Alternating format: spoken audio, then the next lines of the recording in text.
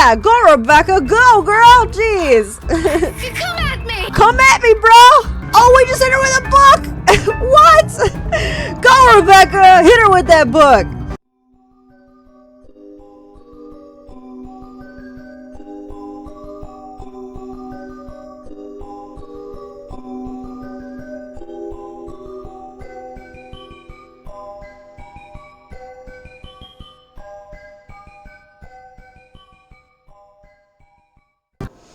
Hey guys, it's Katie and welcome back to The Letter. In the last episode, we are on Rebecca's chapter and she went to Zarbuck's coffee house to get some dinner for herself and Isabella. She runs into Kylie there and she sees a suspicious looking man like tempting her with sweets. She misinterprets this whole situation and she thinks Luke is like kidnapping the child or something like that. So she takes the book and she hits him with her book and they get into a fight in front of everybody. And then Kylie finally speaks up and says, what are you doing to my Tio?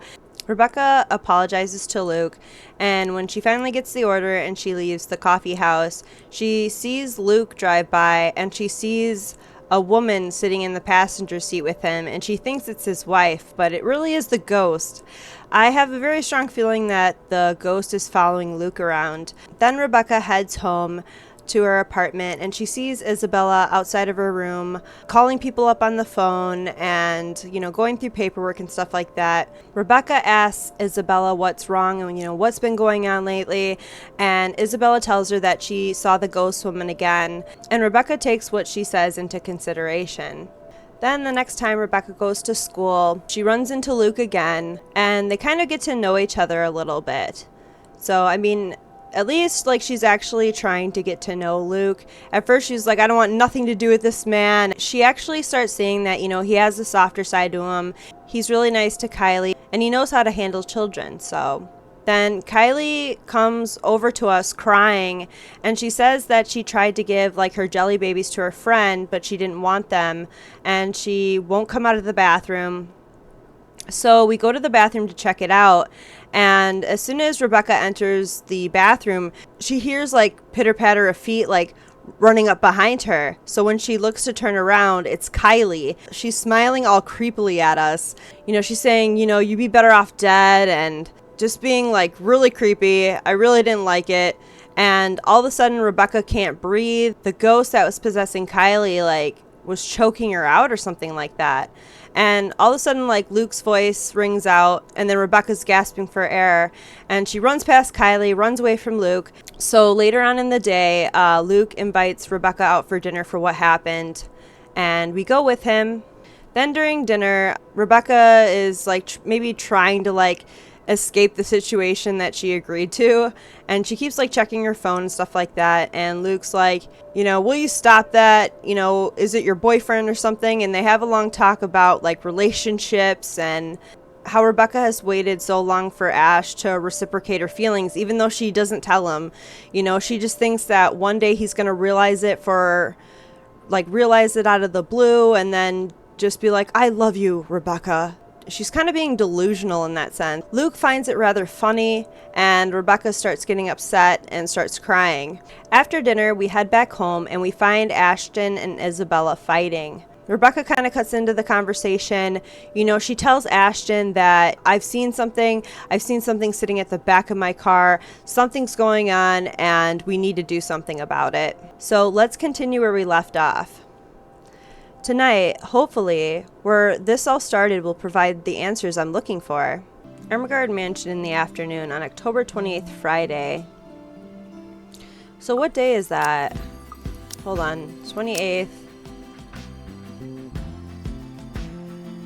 Okay, so this is the day of the housewarming party. Except the whole thing's off to a bad start, and all of a sudden, whatever Isabella claims dwelling in this mansion becomes the least of my concerns. Of all the cabbies in Luxbourne, I have to chance upon the superstitious one. Still not as bad as finding out your car's starter refuses to crank on when it was still working this morning, yes. But it's equally as frustrating when you're forced to walk the rest of the way. All because the driver got spooked. Isabella and him will get along so well. I do get his reasons. After all, I've had my fair taste of the bizarre lately. All of which might have been brought upon by that letter Isabella found here. But you'd think he'd at least be charitable enough to take me a little closer to the house itself, not at a distance 15 minutes away from it by foot. Good thing I'm not wearing anything too formal or constricting. Otherwise, that short walk would have likely put me in a bad mood, long before I have to suffer in a room full of strangers tonight. Although, this soon proves to be a problem the second the driveway comes into view and I near the entrance. Severely underdressed is a total understatement to describe how I look. Cars worth more than my own apartment and childhood home combined line the mansion's front yard. Men and women decked out in their best also flock near the entrance. Most are eager for the festivities to start, while some are simply idling about, enjoying the warm afternoon sun before it sets. But once the woman standing at the front porch speaks, their undivided attention immediately shifts to her. Presumably Miss Wright, from the confident manner she holds herself among present company. This, despite keeping a far simpler appearance than the rest of her own guests, or not having her husband beside her. A trait worthy of utmost admiration at best. At worst, she's the envy of every woman, the subject of every gossip in Luxbourne. Welcome everyone. And Mum said we could have been good friends? I can't even picture myself mingling with the kind of guests she has. Though I admit she does seem familiar, now that I've seen her this close. Memories of sitting in a vanity not mine, being dressed in clothes too fancy for my tastes. They flit briefly in my mind, until her cheerful tone rises above the buzz of her enraptured audience again. Please, make yourselves at home. I wish I can share her enthusiasm, really. But being surrounded by all this extravagance, for the lack of a better term, merely makes me dread how the rest of the night might go. I shouldn't have let Luke's word affect me like that. I should have just gone ahead and asked Ashton like I had planned. If he were here, then I won't have to... Be careful with Shirley, alright? The rest of that thought dies in my mind at once. A moment of astonishment overcomes me before confusion sets in seconds later.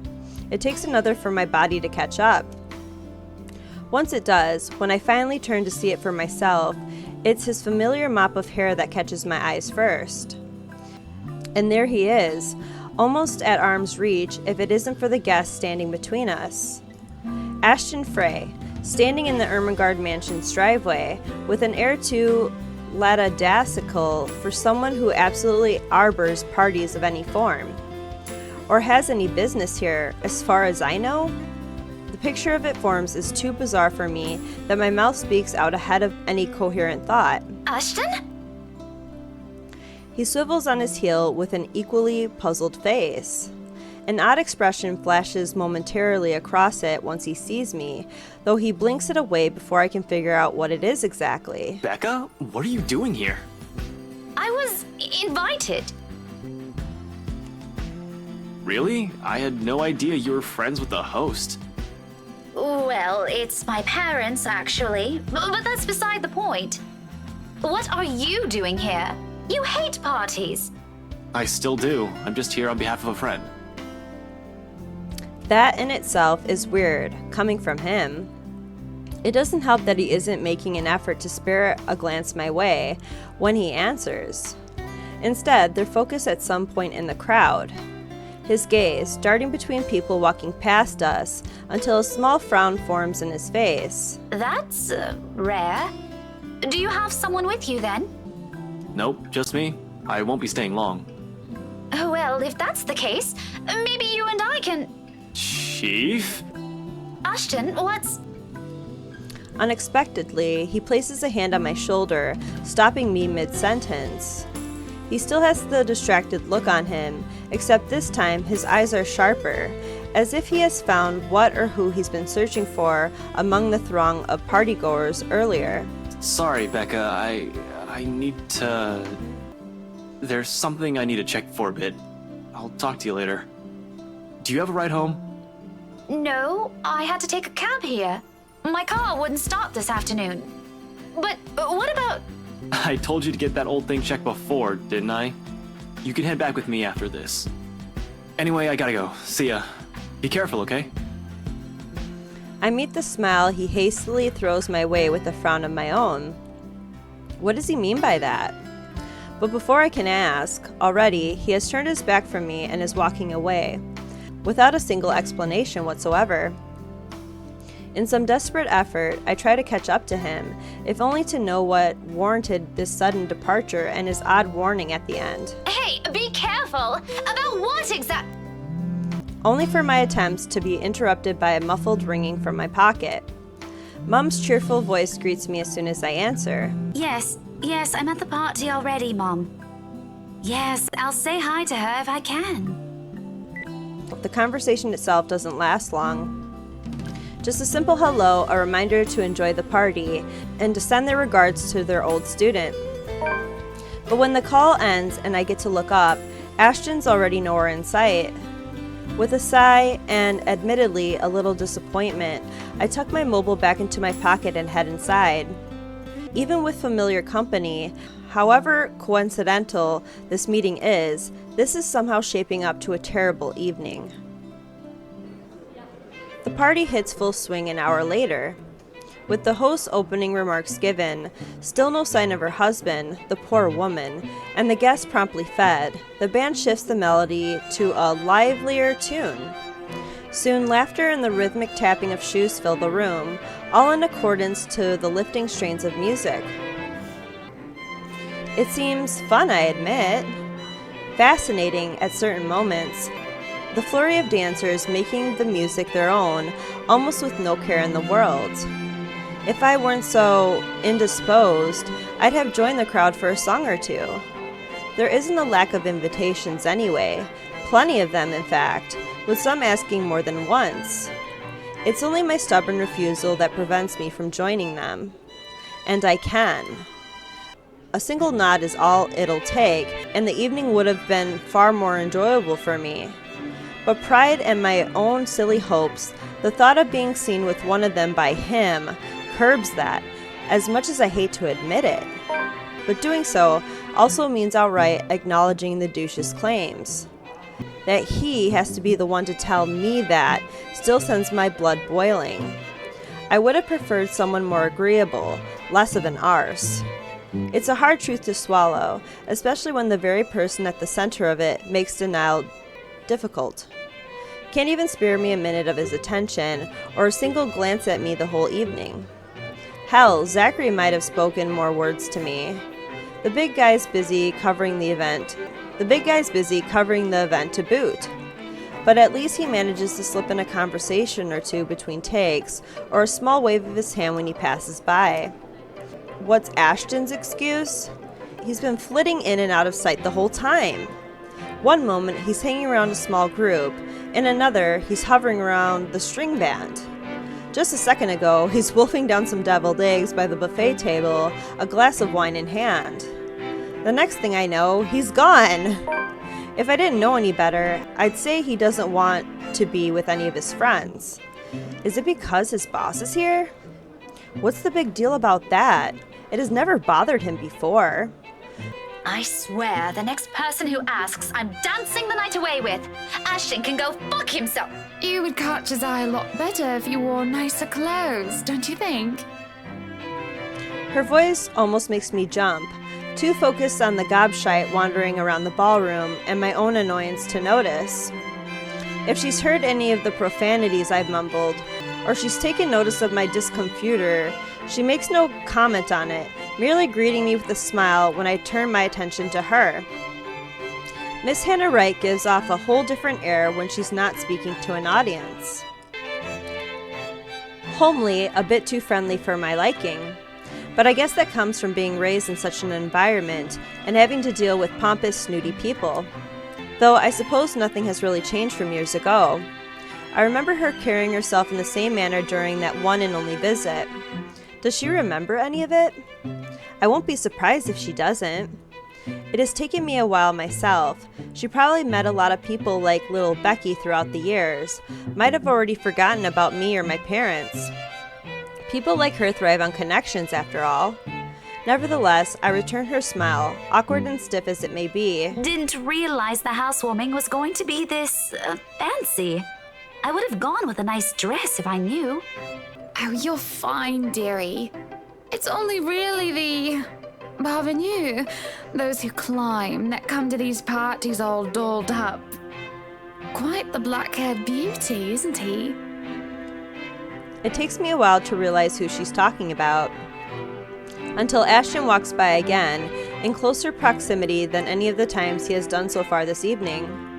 Still without a look of acknowledgement our way, though, even if Miss Wright speaks loud enough to catch the attention of anyone within earshot. Who, Ash? You know, you really shouldn't have turned down those offers. If I wasn't married, I'd happily go dancing with those young men. But you said a name. Ash. That's the exquisite lad you've been looking at all this time. I don't know him, and I'm the one hosting this party. That must mean you know each other. Is he your boyfriend then? Because that would explain those rejections. This isn't the first time someone has made that assumption. Almost every student I've had in the past did. My coworkers, more often than not, assume he is. A few of my neighbors also think we're an item. Not that Ashton has ever reacted to those. He's been quite indifferent about it, in fact. Still, the heat of a blush creeps up on my cheeks, a denial ready, despite wanting it to happen so badly myself. What? No, that's ridiculous. He isn't my boyfriend. Such a violent reaction. A simple no would have sufficed. Many here would be happy to hear it. And I haven't been looking at him. I do my best to summon a straight face, but before her good cheer, it easily falters. That's right. You've been staring. Quite heatedly, in fact. Although I'm not sure if you look like you want to kiss him or kill him. It's more the latter currently. Just don't go murdering him on my property. I don't want to walk into a room and suddenly find a body there. It's infectious, in a way. No sooner, I find myself enjoying our chat more than I've imagined myself to. Although her attention briefly wavers at one point, she remains a good companion. Even more once I've mentioned who my parents are, her face quickly lights up, and fondness graces her face, despite the meeting from several years ago being a short one. But of course, there are some things we really can't avoid talking about. After all, it's one of the few things I remember her asking me the moment she spotted little Becky in the room. Do you have a boyfriend? In retrospect, it is an odd thing to talk about as children, when there are loads we could have started with. Yes, oh, I remember you. You were the cutest little thing with glasses. And when we met, you were having boy troubles with this lad called something with an A. I believe I still have the clothes she gave me, chosen all so I could impress him. And even back then, Ashton has always been denser than a rock, and that one attempt to get him to notice backfired spectacularly. Sure, he's keen, he's a detective for heaven's sake, but feelings, more often than not, escapes him. What was it again? Aaron, Alan, Adele, Albert, Alexander, Andrew? Which makes this whole talk all the more embarrassing. And the more names she lists off, the more my discomfort grows, until my smile turns into a grimace. What will she think of me? Here she is, married, to a man she most probably loves at that, while I'm still stuck in the same place, yearning for the same person. Ashton! Ash! That man is that boy! The same one. Oh, goodness me, after all these years! I can see why, though. He's quite dashing. You don't really need to announce it to everyone within earshot, you know? Keep it down. I'm so sorry, but it really is cute. She says that, but for a short moment, a hint of pity flickers in her eyes. I take that as a chance to change the subject before anything more can be said over the matter. I haven't even figured out how I should feel about the things Luke told me. Now I'm getting dragged into a similar discussion. So, this is a nice party, Miss Wright. Though, to be frank, I doubt she'll be so willing to pass this up. The topic has already captured her attention. Please, Anna's fine. We're friends of a sort, aren't we? We must be friends, seeing as I know about your little infatuation, Becky. Don't you worry, dearie. You'll have your happy ending yet. I'm not too concerned about that, am I? That's not what I'm looking for. Oh? And what makes you think that? Doesn't everybody want their happy ending? The idea of happy endings sounds like they're just for fairy tales. And they are, sorta. I don't think you can just sit around, trapped in some tower and hope for the best. If you love them, you have to fight for it, right? Yeah, that's true, Rebecca, but you need to start fighting for it then if you really want, Ash to acknowledge your feelings. I don't know, I just kind of feel like Rebecca is just hoping that he will figure it out on his own and then, confess his feelings to her or something like that. I really don't know what Rebecca's trying to do in this situation. You're not just going to sit there and hope that everything will just fix itself on its own. Like everything, you have to work at it. Hypocrisy, that's what it is. How dare I preach about something when it's exactly what I've been doing? Exactly. And then, I go and act as if I'm entitled to any of it. That, by virtue of us growing up together, he must return whatever I feel for him. That he's not allowed to look at another, because I am the one who has stayed by his side the longest. When, in the first place, Ashton has always been his own person. This is something I cannot force on him. I can only hold on to these, take care of it until the time comes so I can confess it to him. Great if he reciprocates, but if he can't, if he won't, selfish. I've been too selfish. How laughable that Luke's words still strike true up until now. But what do I know? I'm sure the daughter of the two greatest professors I've ever known is smart enough to know what she's talking about. At one point, maybe I would have easily agreed to that. However, the past weeks have also seen changes in the way I view things. As nice as these things sound, it turns out whatever I previously know may not even be true for other people or for myself. It is sobering and almost funny how things I might have said with much certainty before now has doubts mudding each of them. But there will be a time to mull about these later, because when a hush suddenly descends in the room, a whole different issue rears. Especially when fucking Luke, strides into the now quiet ballroom, fashionably late and oozing with the same pompous mien he always carries around with him. Good evening, ladies and gents. Enjoying the party? I hope I'm not too late in welcoming you all to the Wright Mansion. Before long, Hannah leaves my side to join him, and it doesn't take a genius to piece it all together. Welcome, one and all, to our humble abode. Tonight, if you have yet to find yourself in your roles, you are our ladies and lords of the court of your king and queen.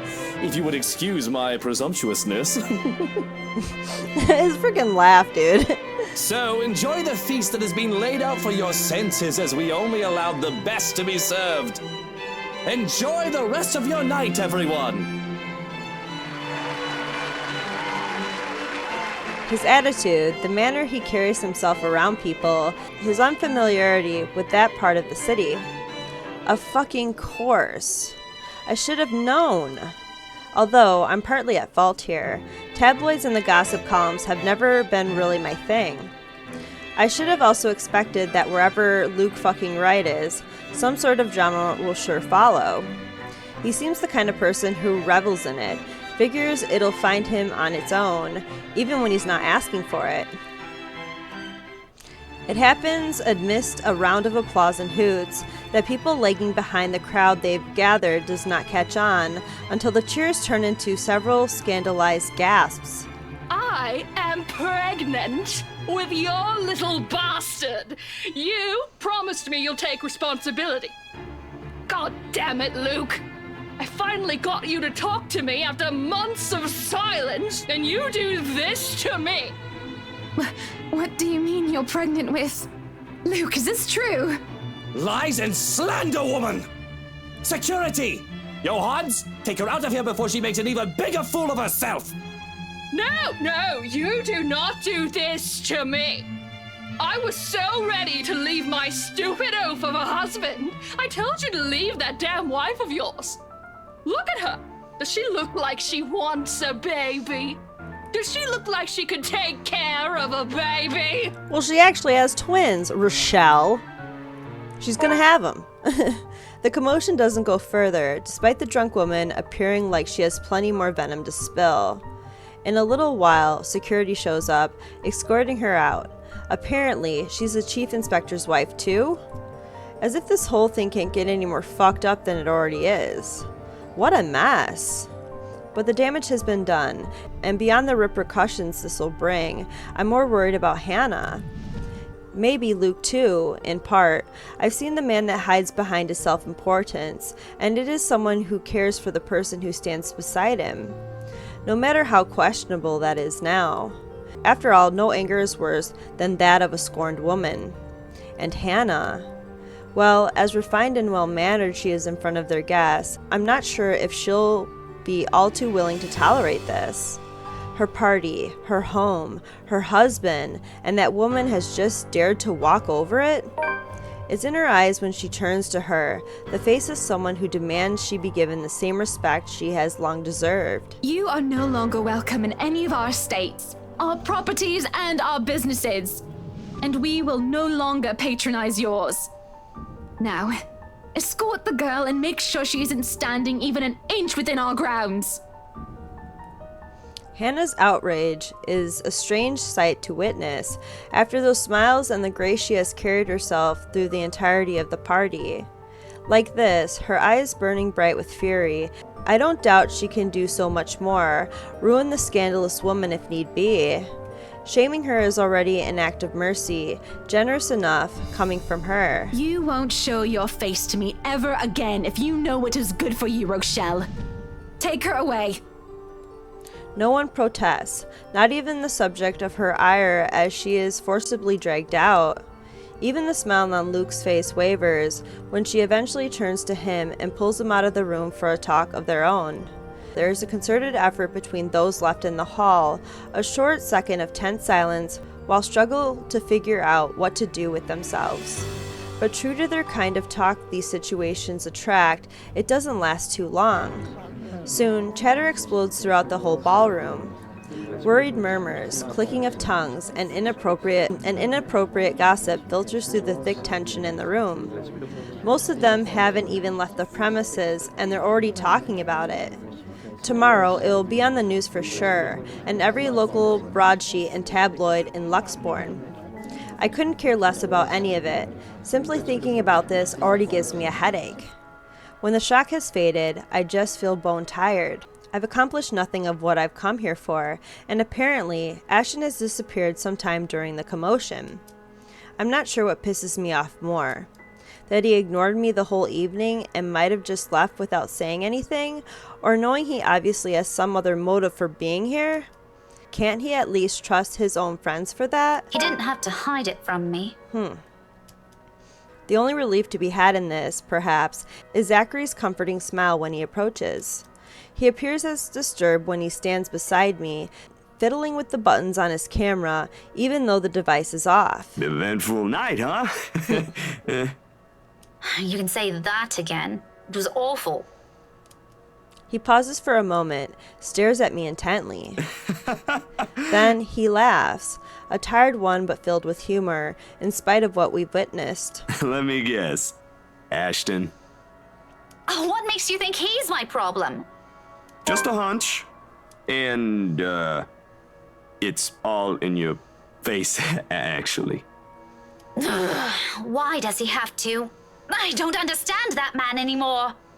Like I always say, you should just...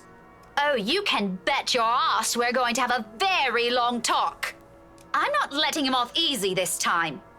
I'm sure he has a good reason. He won't say it, but he likes being around us. Heck, we're probably the only people he likes. He ain't gonna ruin that for something stupid. He can be dense, but he ain't dumb.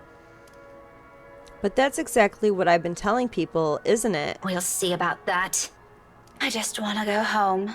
Are you done here? Nah, sorry. I can't until the party ends. It's all right. I'll just take a cab or something. So what, Ashton just like up and ditched Rebecca? I thought he said he was going to give her a ride home. I'll see you later, Zachary. Before removing myself from the room, I lay a comforting hand on his arm. He'll need it among these people. And then I am gone, more than ready to end this disastrous night as early as possible. As it turns out, the night isn't done with me yet, because no sooner has the porter closed the door behind me, I find myself standing alone in the foyer with one Luke Wright. No sign of his wife. Just him and the agitated clicks his shoes make while he treads around the empty room. Away from the media's prying eyes and their guest-judging stares, it's easy to glean how much this scandal has him shaken. Not to the point where he has utterly lost his composure, he appears to have mastered himself enough not to. But an ample opening is there for a nervous edge to show on the lines of his shoulders. What do you know? The man is not as tough as he makes himself out to be.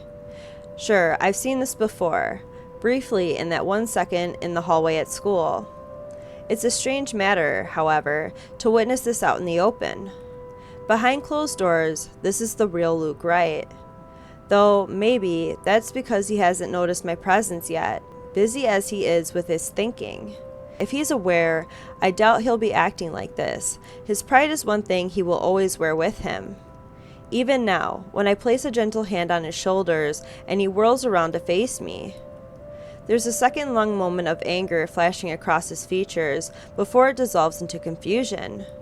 He tucks it away as quickly as he can, but it does nothing to change the impression I built on the man in my head. Daisy, must you be everywhere?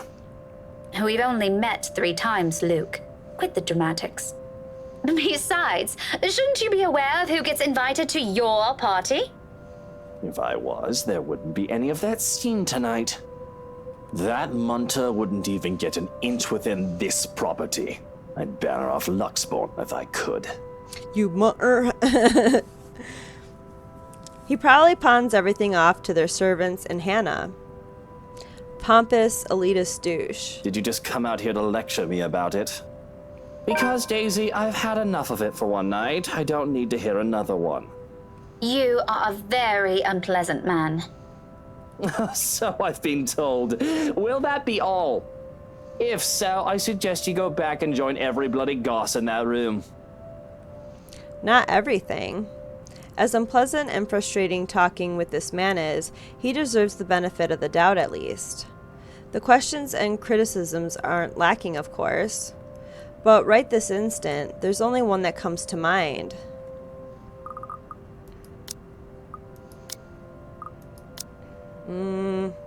You should be with your wife?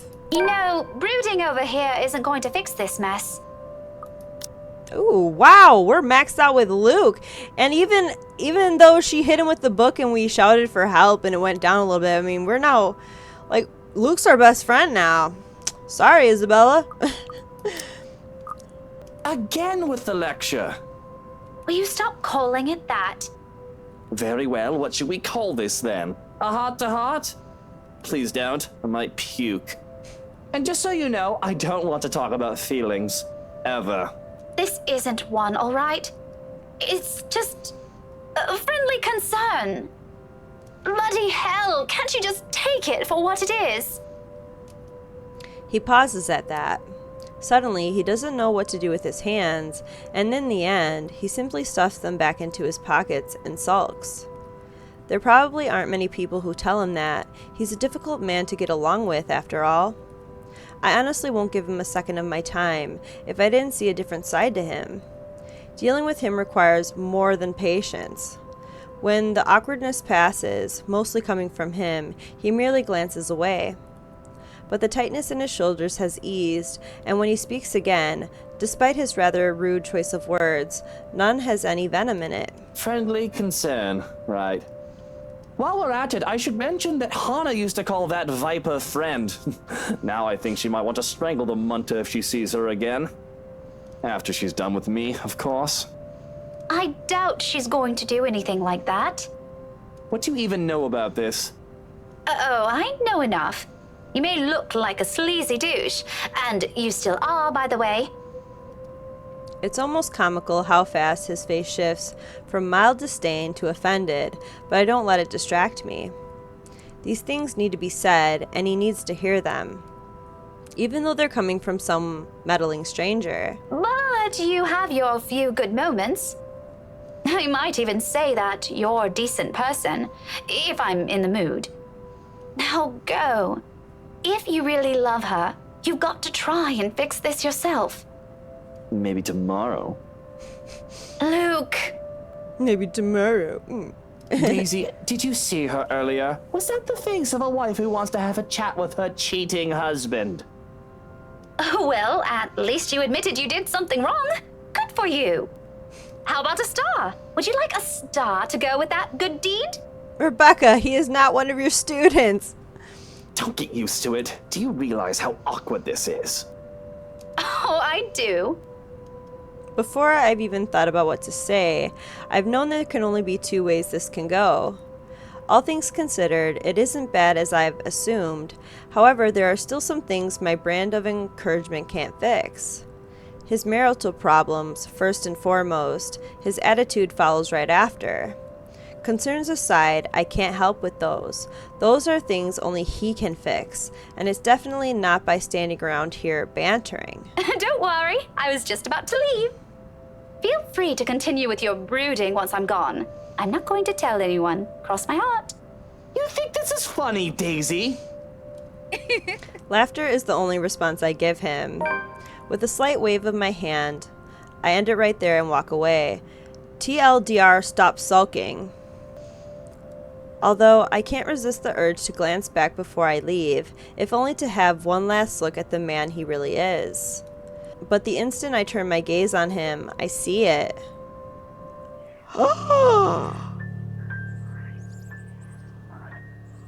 Oh my god!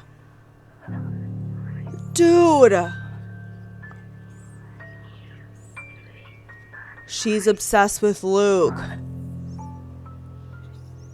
That's why she's been like freaking everywhere in the mansion when Rebecca came to get Isabella. The shadow has been hovering around him. When Zach went to the mansion and Luke came out, the ghost was hovering by him. It's just been like clinging on to Luke. Like, what the hell? I wonder why exactly. Looming, hovering over his shoulders, drawn to him like a moth to a flame. Like the first time I've stepped inside this place in search of Isabella, he was there too, wasn't he? That man, along with his wife and another person, Miss McCullough? And that shadow. No, a woman now. Her, no longer a dark blur. Terror rushes through every vein in my body. A crippling sensation gripping every part of me, while she stares at me with a glare filled with nothing but hate and venom. It's like staring at the eyes of a woman I've unknowingly robbed of something precious. I try to say something, a warning, but before I can gather my wits and voice it out, someone shuts the door behind me, as if to keep outsiders away from the secrets this mansion possesses. Evening now. The brush of fresh air against my cheeks does little to dampen the chill in my bones.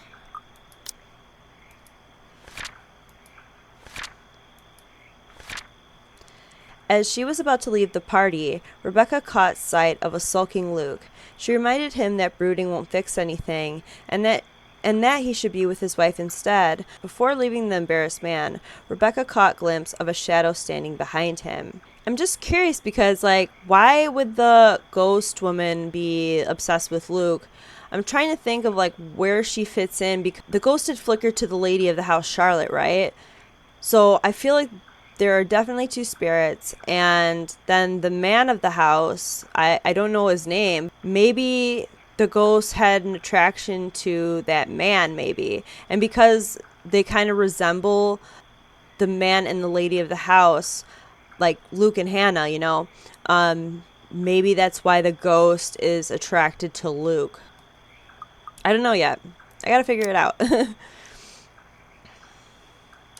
By now, the sensation, the fear and disquiet it leaves whenever I see her is familiar enough for me. Already, it has made a home in my nerves. I don't even notice my trembling hands until I cross my arms across my chest. The cold from the tips of my fingers seeps through the thick material of my shirt. Neither of it helps bring together some semblance of coherent thought in my head. But I know I should. Someone has to tell that douche. I start walking back before fear can cripple me again. It's not wise. Returning, that is, especially after what happened. But Hannah's still an old friend, and Luke doesn't deserve whatever misfortune that letter might bring. I can't just leave those two in there. Isabella's right.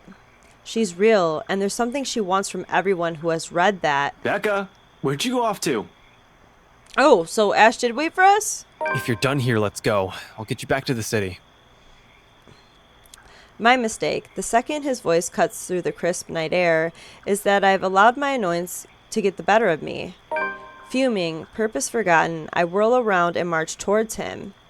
One accusation after another piles up at the tip of my tongue, ready to be hurled at any moment. There's no hesitation holding me back when I fling it at him. That straight face he keeps as I do so doesn't help temper my anger either. It only makes me want to slap some more sense into him. Shouldn't I be the one asking you that? Becca, I've been waiting here the whole time. I told you I hate parties like... And before that, where have you been the entire evening? Right then and there, I might have forgiven him if he's shown some ounce of remorse for leaving me like that. Maybe he could have looked away, given me a sign that my assumptions might be right. He doesn't even need to put them into words. A single gesture of confirmation is all I need. Rather, what I get is the same impassive look. He does that whenever he can't disclose anything. He does that whenever he's lying. In the face of it, amidst the thick tension, a frustrated huff is the only thing I can summon. Be that way. Fine. Suit yourself. No more words. After everything I've seen and heard tonight, I'm already too exhausted for those. So, without speaking any further, I simply walk past him and stomp over his car. Although before I can pull open the door, he calls out, one hand outstretched, a gentle weight on my shoulders. Wait, Becca. He pauses, his brows furrowing and lips curving into a slight frown. I can almost see the gears turning in his head while he tries to piece together everything he wants to say. Before, perhaps, I might have waited patiently for those. He's not a man fond of using words to express himself. More often than not, any gesture of honesty will only come out blunt and coarse when forced. But today, for one reason or another, I simply can't summon that forbearance. Ashton, if you're just going to waste my time again... Becca, listen. I don't know how else. That much is obvious. Why don't you just take the whole bloody night? Go on. I can wait until next year. Better yet, why don't you just keep it all to yourself like you always do? It's not like... Rebecca, will you hear me out first? The silence I can offer him, but whether I believe what he's about to say is still up for debate. A very long debate. I honestly don't know how else to put this. I'm aware your parents have some kind of history with Hannah Wright, and somehow you're friends with her. But you should stay away from these people for now, especially the husband. Who? Luke? His expression deepens into a scowl at the mention of the name, but whatever opinion he has, he doesn't immediately voice. Still, something about it has greatly displeased him, evident in the stiff note his tone assumes. Yeah, he's bad news. It's my turn to frown this time. What does he mean by that?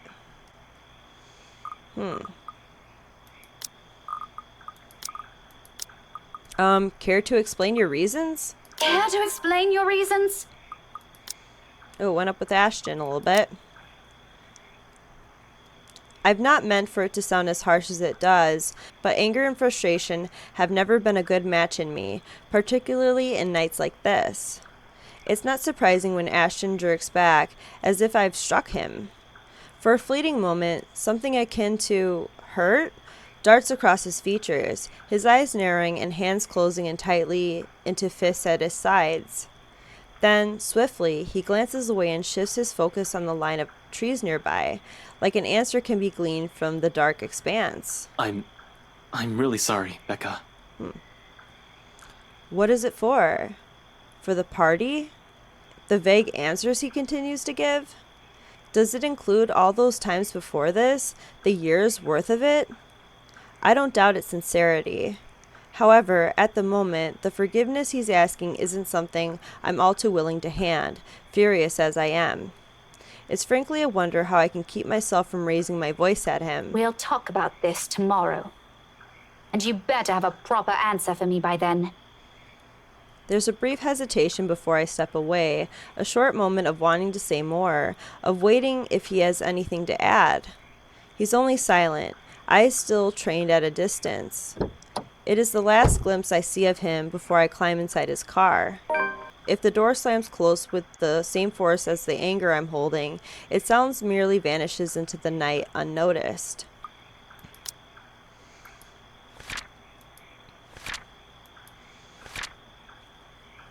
Rebecca found Ashton waiting for her upon exiting the mansion. Irked because he was nowhere to be found during the entire party, she demanded to know what was going on. When he couldn't give her an answer, Rebecca warned that they'd still talk about it some other time. He follows soon after, and shortly we're on our way back to the city. Yet, even with the city's bright light welcoming us, the dense, somber air from the mansion still lingers. The moon is almost at its highest by the time we reach Samwell. Even after our respective heads have cooled off, the atmosphere within the car remains rife with unspoken tension. This isn't a problem so easily fixed with a few handshakes. Quite frankly, I don't know what will. Ashton himself has no idea what to do when he alights and dawdles awkwardly in the middle of the car park, unsure. It almost seems like he's having an internal debate whether he should say goodbye or mutter another apology. I could have driven him away, purely out of spite, the second I've gotten off. Still, old habits die hard. It's late, and Ashton's flat is on the other side of the city.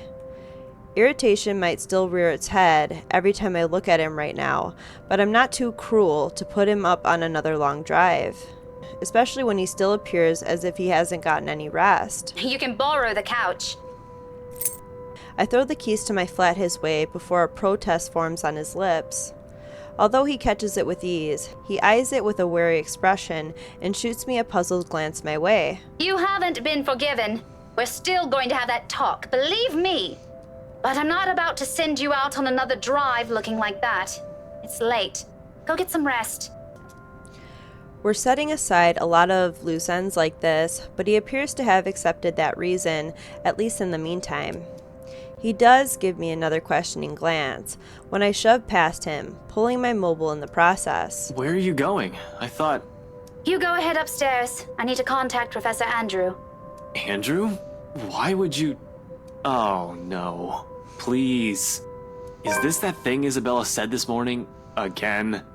I already gave her my word, Becca. I'll look into this BRC crap. No need to drag the old guy into it. Of course, he's still skeptical.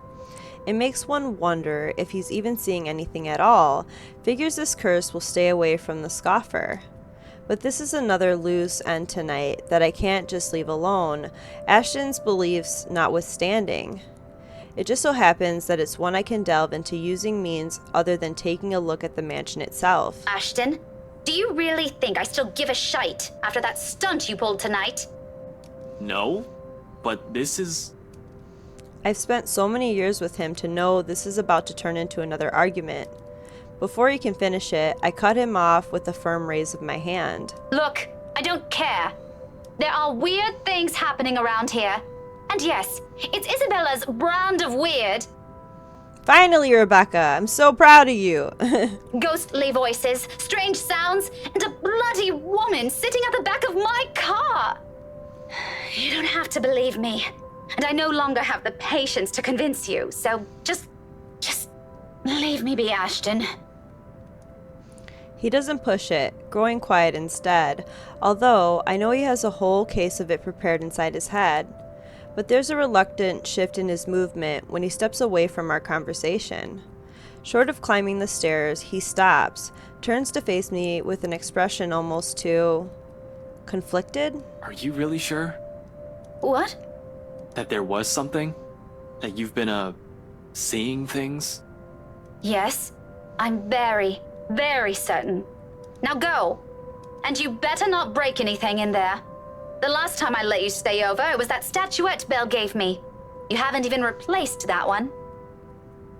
The last of my reprimand goes both unheard and unanswered as he disappears behind the stairs. If things aren't as strained, he might have a quip or two about that, followed by a light banter. Instead, for a long moment, I am left staring after him. There's something in the way he asked it that nags. Coupled with his expression, the whole exchange just feels unsettling. One that doesn't fade, even as I gather my thoughts and shift my focus on another, even as I dial Professor Andrews' number. And that is when it clicks. During the long wait for the professor, one stray thought emerges from the unease. Ashton has not intended for his question to be a jibe. It's concern. For what, though? For my well-being? The letter's curse? The woman I mentioned? The answer for those will have to wait, however. Finally, the call connects and Professor Andrews' voice echoes from the receiver. Professor Andrew? Rebecca? It's late. What can I do for you? I know, I'm sorry, but this is a bit urgent. After all, this is a more pressing matter. Our lives might be at stake, and we're still in the dark. Actually, I was wondering if I could ask you to do me a favor. October 30th, Sunday. Morning. Professor Andrew Clark has agreed to meet me 2 days later in front of Luxbourne's public library. He has other commitments, but being a longtime family friend has its perks. I have my parents' connections to thank for that. Of course, I'm not the sort to impose on him often, but the situation is, well, it's not entirely bad, although it does require calling in a few favors from friends like him. Without a signature, I won't be able to gain access to the library's restricted section. If I want to get more in-depth information on the Ermengarde mansion, that is. Not simply what they choose to show to the general public. As much as I hate to admit it, there's always something people censor, and whatever it is, I won't ever find it in the general section. It has to be what they're keeping here, beyond the public eye. The thought of that alone makes me antsy. Thankfully, I don't have to brood over it. The wait for the professor doesn't take long. He never did enjoy making people wait. Likewise, he dislikes people who are tardy. He arrives 5 minutes after I do, greeting me with that kind smile and casual wave of his hand. I haven't seen him in so long, but it appears he hasn't changed much. His familiar presence alone is enough for a fond smile to spread across my face. Professor Andrew. Rebecca, didn't I say long ago you can drop the professor? You know I can't possibly do that. Even if I can, it feels disrespectful to call you by your name alone. Both you and Ashton never listen to this old man. Kids these days. All right, but just for today, since you're doing me a huge favor, Andrew. I guess you simply can't have it all, even at this old age. But pleasantries aren't what we're here for, yes? You mentioned you needed a permit. Yes, sir, if that's okay with you. Which this is going to be so cool because I'm hoping we get to finally find out information about the ghost or, the old owners of the mansion. More than fine.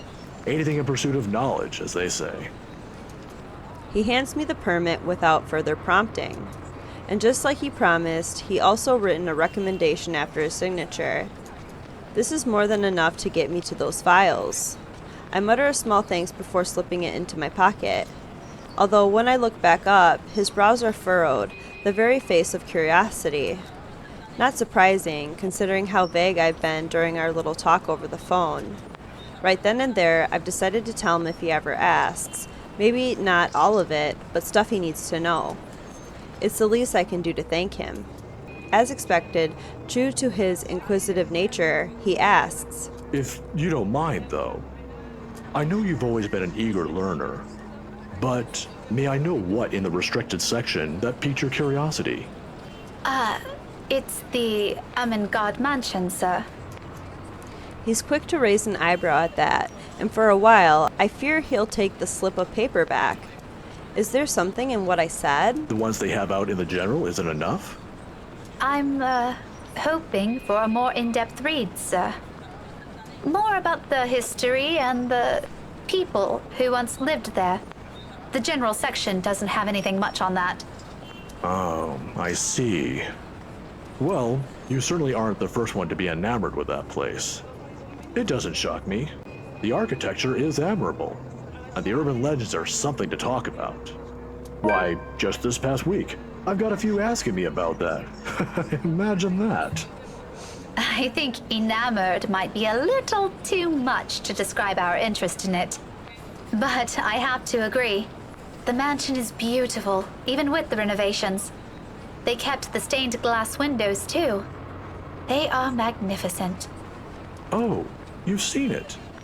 I was there for a few hours to attend a housewarming party. The invitation was for my parents, but they couldn't make it. My mum used to work as a private tutor for the Evans. Hannah Wright?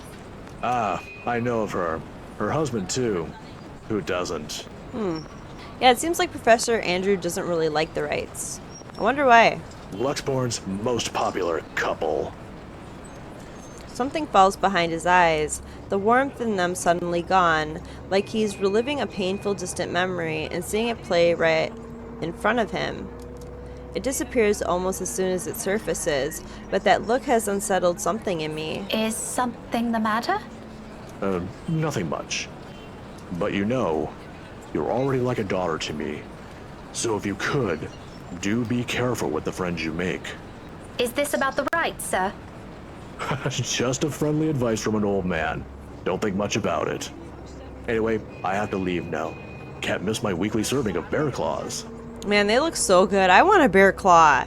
Say hi to your parents at the detective inspector for me, will you? I wish you luck with all that research. I will. Thanks for this, Andrew. Andrew gives my shoulder a light squeeze, the gesture a younger me has always appreciated, and quickly crosses the street after. I watch him until he disappears behind the door to a cafe, until the doubt swimming inside my head finds a moment to rest. Whatever his business is with the Wrights isn't anything I should concern myself about. But somehow, in the grand scheme of things now, all of it feels oddly relevant. The how, though, I've yet to find out. And I'm hoping the library will give me the answers I want this time. On a gloomy Sunday morning, the library is especially empty. The second floor in particular. I've always considered this place to be a sanctuary, a respite away from the hubbub of the city. As a child, I grew up reading books here, spending hours here to no end, poring over the pages, living out fantasies in my head until my parents called me home. Now, it feels nothing like it. The silence is smothering, suffocating. Even with how clean they kept the microfiche room, how the entire smell of it lacks a speck of dust or clutter, breathing is a struggle for air. Not far into my stay, I begin to long for the noise outside, and perhaps as a way to calm this unease, I start to hum a tune. Imagine that. Why, of all things, it has to be that silly nursery rhyme. I've not an inkling. It does its job, however. It fills the lull with something far less awkward, far less deafening, and that is enough for a distraction. I have business here. No time for silly daydreams, only important work to attend to. Even if there's a possibility of it being fruitless by some means, it feels like I have to do it. If not for me, then for the people who has been affected by this, what do we even call this? A haunting? A Halloween prank gone wrong? A curse? If Isabella were here, what would she say? Will she panic? Will she be angry I only listen to her now? It all stems from that one moment in the movie house, doesn't it? We could have avoided this had we only taken her warnings to heart. One stupid mistake is all it took to send our normal lives on a downward spiral. Frankly, I'm no longer sure if I'm angry at myself for it or at the universe for throwing us into this mess. But we can only make do of what little we have, and that's exactly what I'm doing.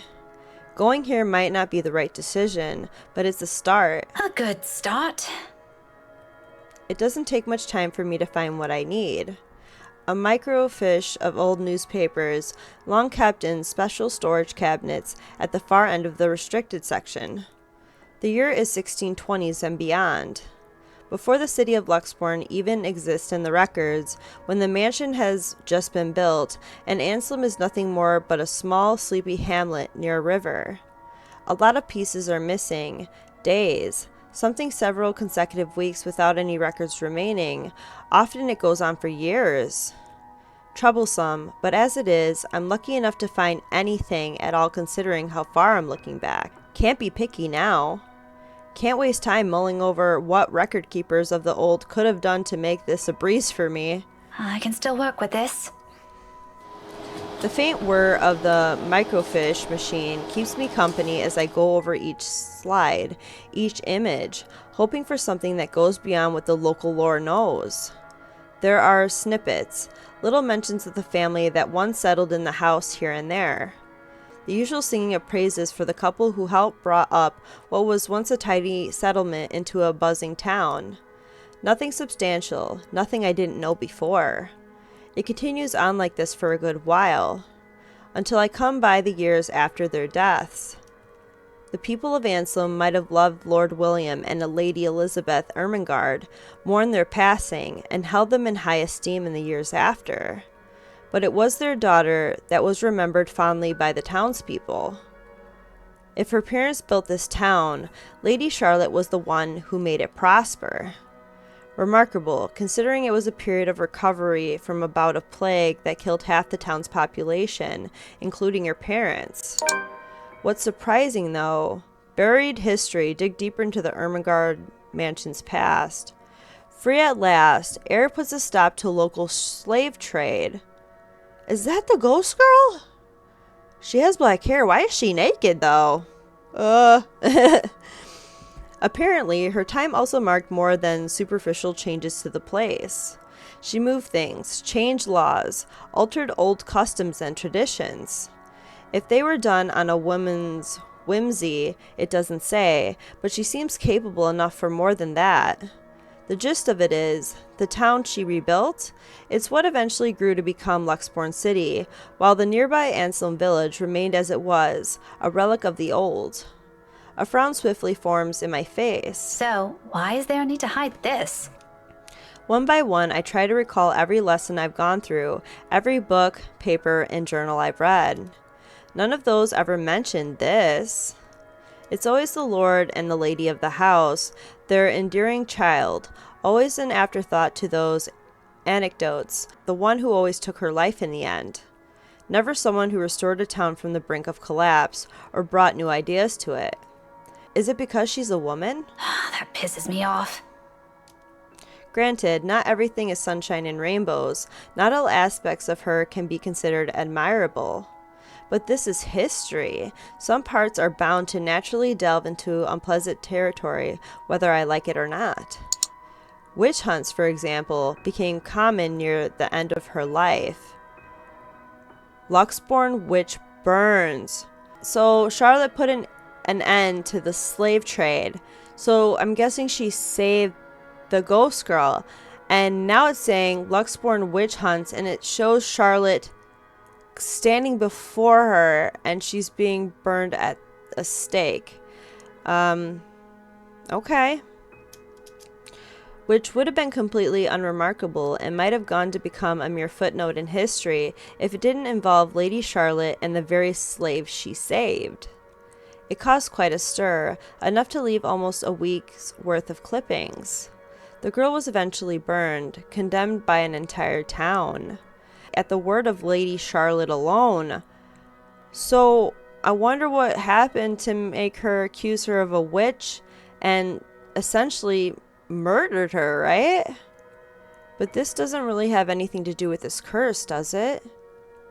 Unless that woman following us and this slave are the same person.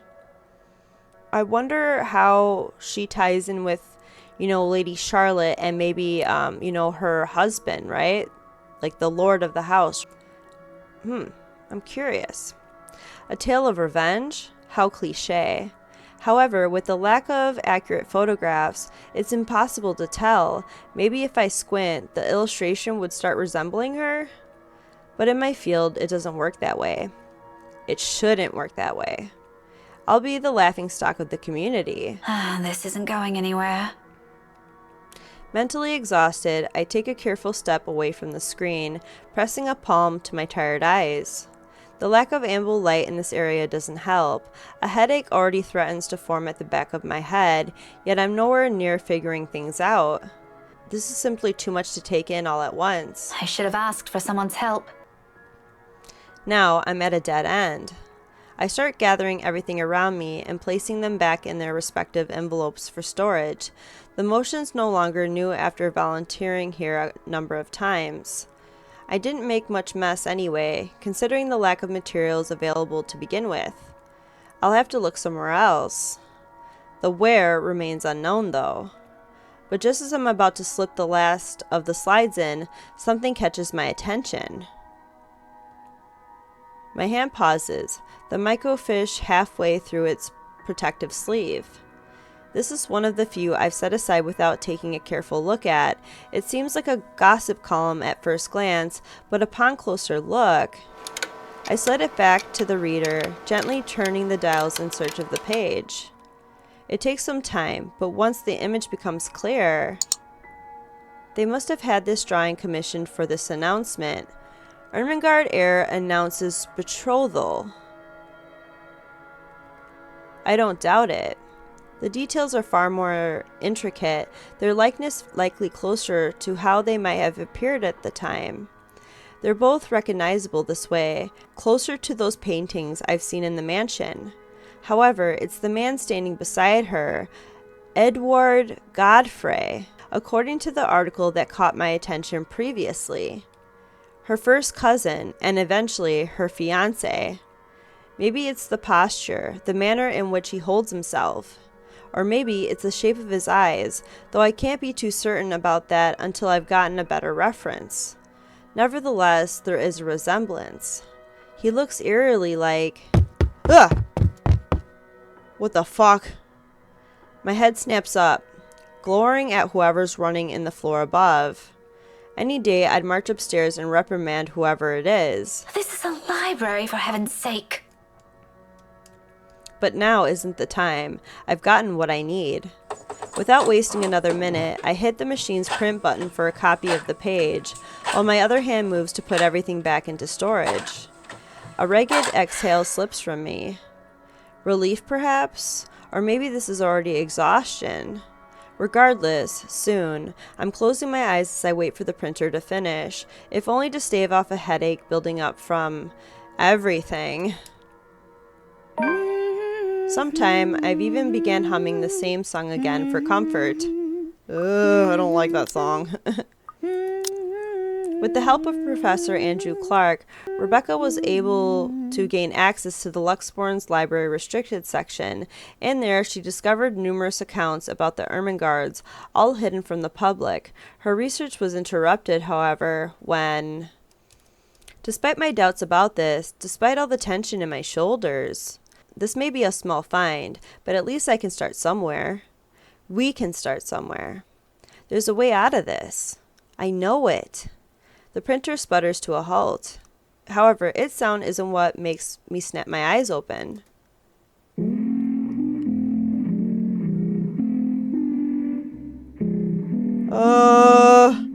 This is so creepy. A feeling, a chilly brush of air behind my back. Brief enough for something sickening to suddenly lodge itself in my throat while I take in my surroundings. It's that suffocating sensation again, creeping to every part of me, crawling under my skin, draining me little by little of any strength. From that day in the mansion, from that brief moment at school. Without delay, I grab the papers and make a quick beeline for the door. Ah! Oh my god, girl, why are you up there? Oh my god! Oh, she's so creepy looking. Why is she on the ceiling? My whole body freezes. What are you doing, Miss Pink? Oh my god, you bitch! I hold my breath, not daring to make any noise. For a little while, only the sound of papers crumpling under my grasp fills the room, the excitement from earlier gone instantly, replaced by a cold, seeping dread spreading throughout my limbs. But more than the fear is the anger. It pains me to hear her using my own student's voice against me, and more than once I believed it was really her. She has no right. Why don't you play with me? I don't want to play with you. Although she hasn't made a move, if there isn't a wall behind me, I'll probably take a step back. Anything to put distance between us, no matter how small, as long as I'm out of her reach. But I steel myself, because if I do fall back, turn away from her, I'll be left with no way out. I am not dying here. You think you scam me? Miss Pink, don't be so rude. I'm waiting. I'm not afraid of you, you spook. This is one Scotswoman. You aren't getting into an early grave without a fight. Yeah, go Rebecca, go girl, jeez. Come at me. Come at me, bro. I expected she'll lunge, prove to me what a monster she is. Ugh. Instead, all she gives me is a smile, twisted and gnarled. It's as if time has crawled to a stop at the sight of it. A split-second decision, and before I know it, my body shifts. Eyes closing in anticipation, hand grabbing whatever's solid enough on the nearby table and hurling it at her. Ugh. I don't bother looking if whatever I threw hit its mark. I run, as fast as my legs can carry me, despite my heart threatening to burst out of my chest. But in this maze of bookshelves, with the whole place almost void of people, is there even a place safe enough I can escape to? Oh my god, I need to save. Oh my god. Okay, head for the door, head upstairs. I guess I would say like running upstairs is like the stupidest thing you can do in like a horror situation, right? So I'm gonna just head for the door. If there's one, it is out of this room, out of this place, as far away as anyone can get from her. I can think about the rest of what I can do after I'm outside, when there are other people I can ask for help. When she's not chasing after me like this. There's no hesitation in my steps as I race for the restricted section's door, head downstairs, and barrel straight for the library's exit. Towards safety, in a desperate bid for my life, library rules be damned. I can no longer hear her behind me, but I'm not taking any chances. A breath almost escapes me as I near the door. A little more. When out of nowhere, a library cart careens from a blind corner and slams to my sides. No! My back hits the floor with a hard thud, the impact completely knocking the breath out of me. The copper tang of blood gradually spreads over my tongue as I fight to get my bearings back. I force myself to move. Even with the excruciating pain coursing through my limbs, the exit's almost there. If only I can... Alright, hold on. I want to see where we are on the branching tree.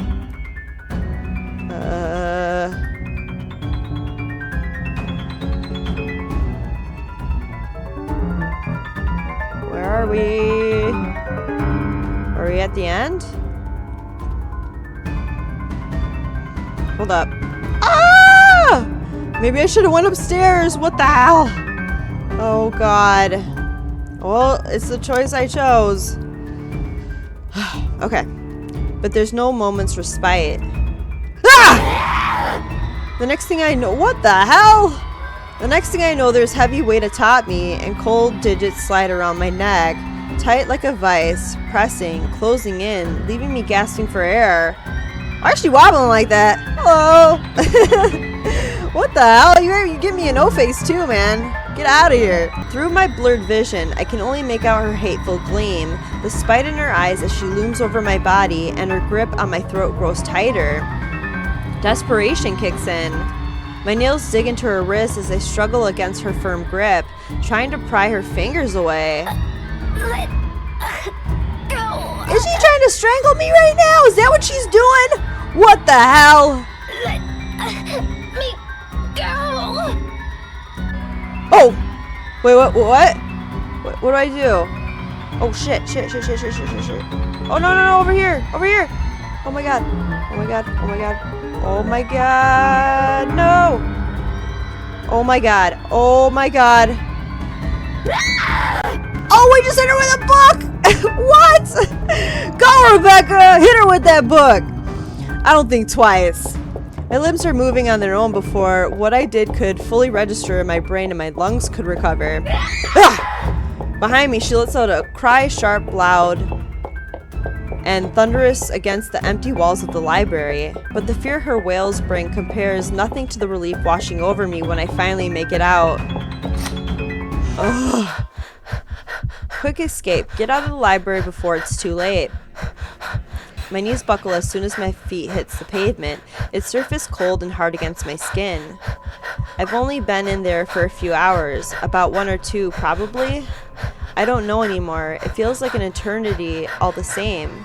My breathing hasn't slowed down yet, and I don't expect it to after going through that. I probably look the most undignified creature on a Sunday morning right now, out of breath, disheveled, slumped here with a bloodied lip and all.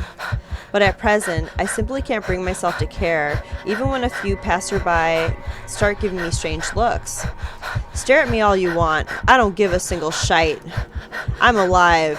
I'm safe. This isn't the end yet, but I'm safe. And inside my bag is something that could get us out of this mess. Nothing definite yet. I don't want to give my hopes up, but it's still something. If Isabella is here, I'm sure she'll feel the same. She'll even be the first one who'll put her faith on it. Wherever this will lead us to a victory on its own. Now all that's left is to find the others, the rest of us trapped in this bloody nightmare. Right on cue, as if in answer to my previous thought, my mobile phone lets out a beep.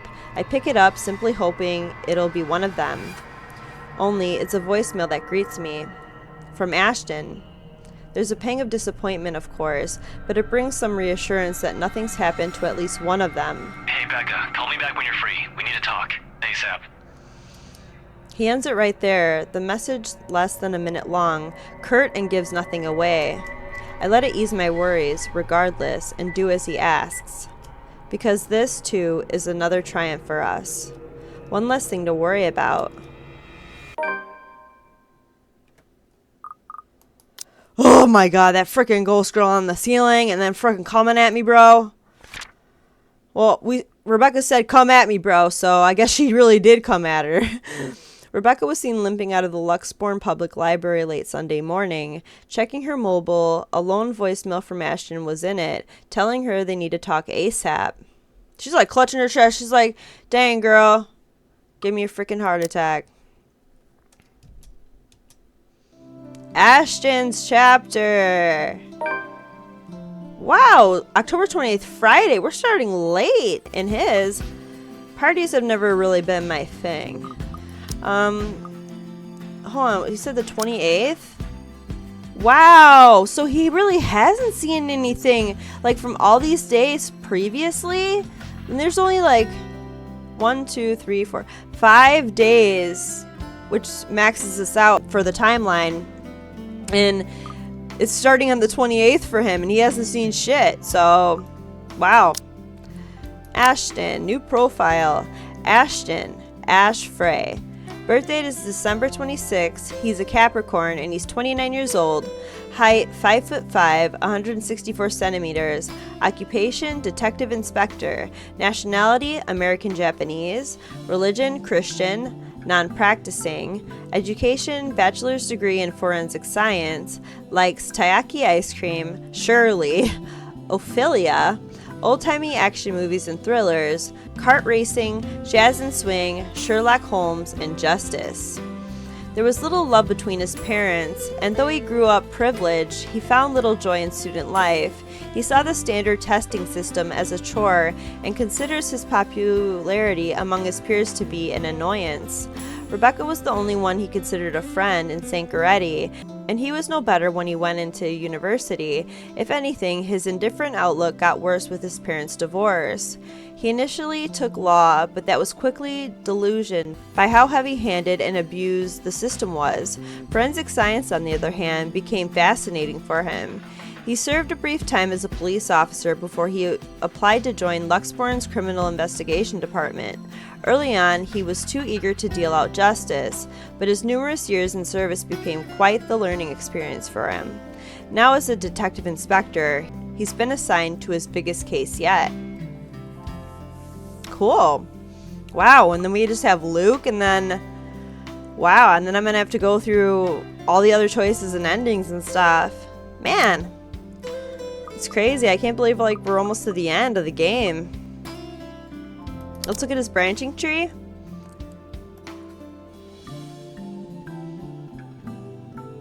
Whoa. Whoa. I'm guessing I'm probably gonna have to do like 1 or 2 videos probably to finish Ashton's chapter because his seems really long too. They're always such a hassle and takes so much time off my day. Prior plans and commitments canceled, all for the sake of playing along with others. Welcome everyone. I hated them even as a child. Please, make yourselves at home. But Mom often insisted. She'd slick my hair back, put me in one of those stuffy dinner jackets, and if there were any children around, urged me to make friends.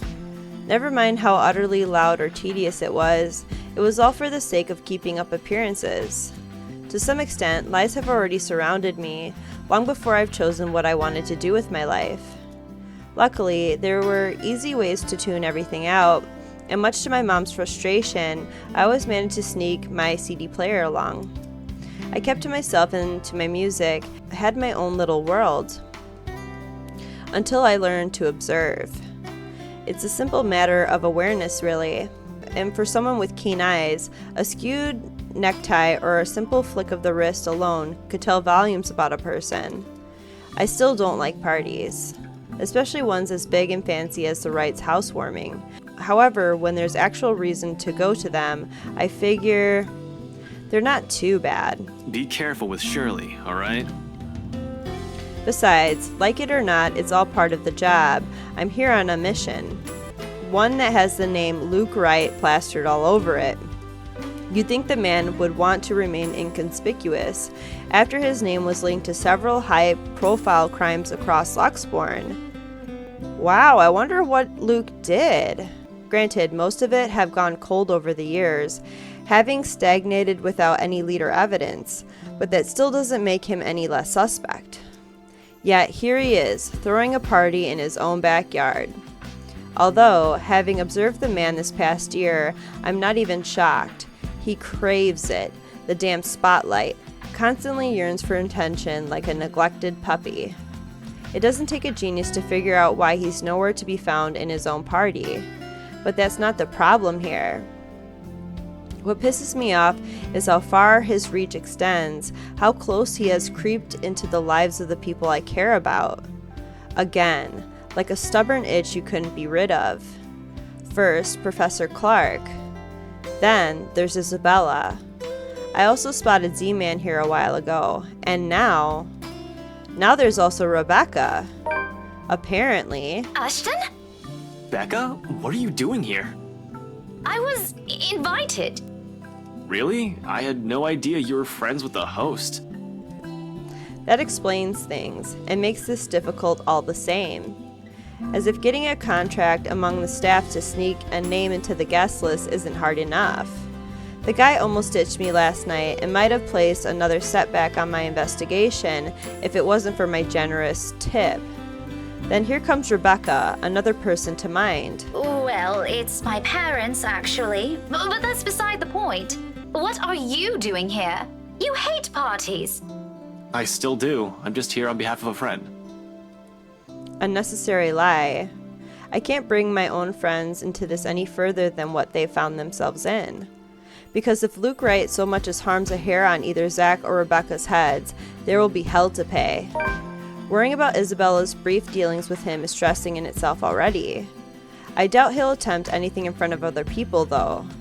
It would tarnish his glorious reputation, and he values appearances more than anything. That doesn't necessarily mean he is incapable of it, more than in fact, and on the off chance he does something, I wouldn't be responsible for my actions. That's rare. Do you have someone with you then? Nope, just me. I won't be staying long. Well, if that's the case, maybe you and I can... For Zach's and Rebecca's sakes, however, I really hope this simply will be another housewarming, even though something tells me it's anything but. Call it a detective's intuition or whatever. When Luke Wright's involved, nothing good has ever come out of it. I can't let my guard down here. Even more so when a familiar car slows to a stop and out comes... Chief? My presence here might be odd at best, but I have an excuse. One that this man handed to me himself a year ago, along with a heavy dose of flattery for the newly promoted detective inspector. Can't exactly say the same for my good old boss, can I? Although to see him here, chatting it up with Luxborn's rich and famous, isn't such a big surprise in itself. No disrespect meant, but the guy is obviously a social climber. What is surprising is the fact that he seems all too eager to mingle with a person of interest's wife. Just what the hell is he doing here? Ashton, what's... Sorry, Becca. I need to... There's something I need to check for a bit. I'll talk to you later. Do you have a ride home? No, I had to take a cab here. My car wouldn't start this afternoon. But what about... What the shit is going on here? I told you to get that old thing checked before, didn't I? You can head back with me after this. Anyway, I gotta go. See ya. Be careful, okay? Hey, be careful! About what exact... I don't want to draw attention to myself either, at least not until he's given me a proper reason to spoil his little party. Thank you for the invite, Anna. Husband still missing, I see? I should be saying the same of your darling Roshelle, Lee.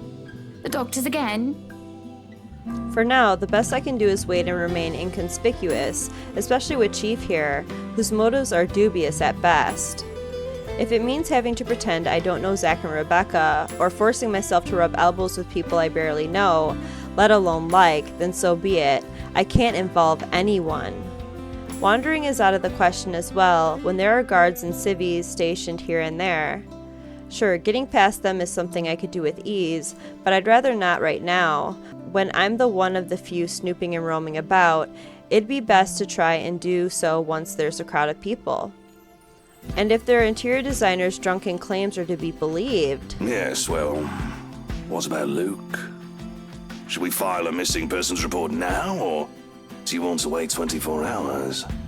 He's around. You know, I can tell if someone's bluffing. It all come down to how well I'll play my cards tonight. With a good hand, this party is going to give me the breakthrough I need to crack Luke Wright, or something to prove my suspicions wrong, maybe find out what kind of game my boss is also playing. I've had an inkling before, a few hunches tempered down by how much of a bumbling fool the man appears. But one does not simply deal with the Wrights and get invited to a party they host without wanting anything from either of the two. Or it's the other way around. So, with a last wary glance at the two, I head into the ballroom. I just hope this will not complicate things further. Shit. By the time the party's in full swing, night has fallen, yet there still isn't a Luke Wright in sight. The man could be quite ostentatious, but this, frankly, I'm impressed. I don't even know how many hors d'oeuvres I've already stuffed my face with. Ooh, those look good. Some deviled eggs. What is that? One too many, probably. The servers are already giving me a stink eye every time I saunter over the buffet table. Blame your employer, not me. He's the one who has the guts to show up late. Besides, most of the guests' idle talk is concentrated in this area. Despite standing under the same roof with the very people they're whispering about, some just couldn't resist. I might as well keep an ear out for any useful info. Is Suarez still fixing that tech problem? Tech problem? It's been 3 years. Sooner or later, the Blighter will put 2 and 2 together. He might have already. If the red tape I'm being slammed with these past few months suggests anything, that or someone has been pulling the strings. I wouldn't be shocked. This case would not have gone this long if Scumbag didn't have a mule of some kind in the force. Shush you, we all know Suarez just wants an out. I knew he was bad news the day the merger with Evans Incorporated happened. Feh, glad I did not have to deal with that. Is that Shrek's voice? But keep it down, someone might hear. The wife especially. This kind of negligence has always been an advantage, but sometimes I wish I could be smashed drunk while doing this. Having sharp ears also means you get to hear the most unsavory things. Who cheated on who this week? One person's motives for bashing someone's skull against a wall, or a father's excuse for burning his own daughter alive. Ugh, that sort of stuff. After a few years, it gets tiring. You get desensitized to it. But humans could also be downright awful. Sometimes there simply isn't enough brain bleach in the world. Sadly, the wine is a no-go tonight and mostly for show. I'm up for another drive later, for one, and I definitely want to be sober in case anything comes up. And sooner always comes up in assignments like this. A detective inspector dying of cardiac arrest, for example. Because I can feel the moment my heart grinds to a halt, the second I shift my eyes to a corner of the ballroom. Hannah Wright. Some will say I'm acting a touch bit paranoid, and maybe I am. This is a party and she's the hostess. It goes to say that she'd take time to mingle with her guests. But Hannah Wright, nee Evans, isn't without her fair share of accolades. At least to the public, she doesn't seem like it. Unlike her husband, she's the one with the business sense, not to mention the impressive track record needed to manage a company, or effectively hide whatever irregularity there might be. She's clean, as far as my agents and I have found, but it doesn't rule out a possible involvement with whatever her husband's up to. Even with Z-Man's personal opinion of the woman, there are certain gut feelings you really shouldn't shake off. Hell, Luke Wright came out clean in previous reports until I bothered to take a deeper look into it. What I found may not be sufficient to bring anyone to trial, yet, but it's enough to nurture suspicion. This may be a bit of an overreaction, but no one lasts long in my line of work by being careless. You would catch his eye a lot better if you wore nicer clothes, don't you think? Didn't realize the housewarming was going to be this fancy. I would have gone with a nice dress if I knew. Nothing to be worried about then. She's probably even more careful with appearances than her own husband, having grown up with the spotlight focused on her. Yet, even knowing that, the anxiety stays, has been here since the party started. I brushed it off earlier. Who wouldn't feel edgy, right? I've gone undercover in a party hosted by the very person I'm investigating. That, in itself, is risky and has plenty of rooms for error. Usually, though, the tension passes around the first half hour or so. I've been trained to remain composed in situations like this. However, with each second I spend here, it only grows heavier and seeks to overwhelm. An odd feeling that someone is watching me instead. It has been like this since last week, but I should already be used to this. People would be looking at me, no matter how small or big of a blimp I am on their radar. That's what they do in these things. But when the feeling of eyes burning into my back lingers longer than necessary, I've been looking around every now and then to catch the culprit. No luck. And despite my efforts to push the sensation as far down as I could, tiny pinpricks continue to sting the back of my head, and the ghost of a cold touch creeps up my limbs. until my gaze switches back to Rebecca and Hannah Wright. She stands there, dark-haired and dirty, sticking out like a sore thumb. So Ash does see the ghost lady. Is this the first time he's seeing her, though? I mean, if this is where we're starting out in his timeline, this must be the very first time he's ever seen the ghost. Interesting. Even so, no one seems to notice. Although she's looking away from me, her mere existence here strikes, disturbs. A sense of tunnel vision binds while I stand stock still and gape at her, like my life depends on making sure she stays where she is. I feel trapped in her presence until another guest bumps into me, yanking me out of my stupor. Only then do I realize that I've been holding my breath. Before I could figure out what happened, she's gone. A quick scan of the room yields no sign of her. The party continues as if nothing's amiss.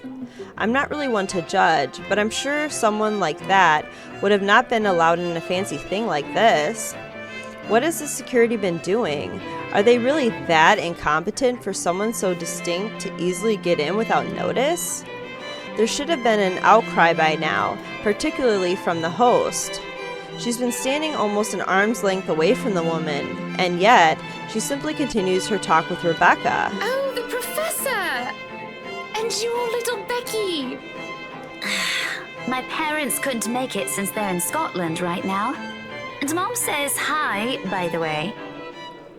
Is there something in the food then? That I'm starting to see things? It couldn't have been the wine though. I'm every bit as sober as when I first stepped off my car. The hors d'oeuvres? But why would anyone want to do that? Why would Luke Wright want to do that? He's fishy, but I couldn't see why he'd ever think it'd be a good idea to lace the food he'd serve in his party, with someone like Chief Lee on his guest list to boot. He's been linked to narcotics trade, yep. However, that kind of tactic is below him, that much I could tell. Narcotics, huh? Unless there's a mass murder waiting to happen here tonight, which I highly doubt. So... What the fuck was that? But there's no time to look deeper into this even if I want to. Not when a telling silence comes upon the room and draws everybody's attention to the main doors of the ballroom. About damn time. Good evening, ladies and gents. Enjoying the party? I hope I'm not too late in welcoming you all to the Wright Mansion. I've been tailing this guy for a while now. Before that, I heard stories from previous officers who tackled this case, none of which are pleasant. Mind, I'm not counting the incident with Professor Clark, yet. Pleasant is glossing over the gravity of it.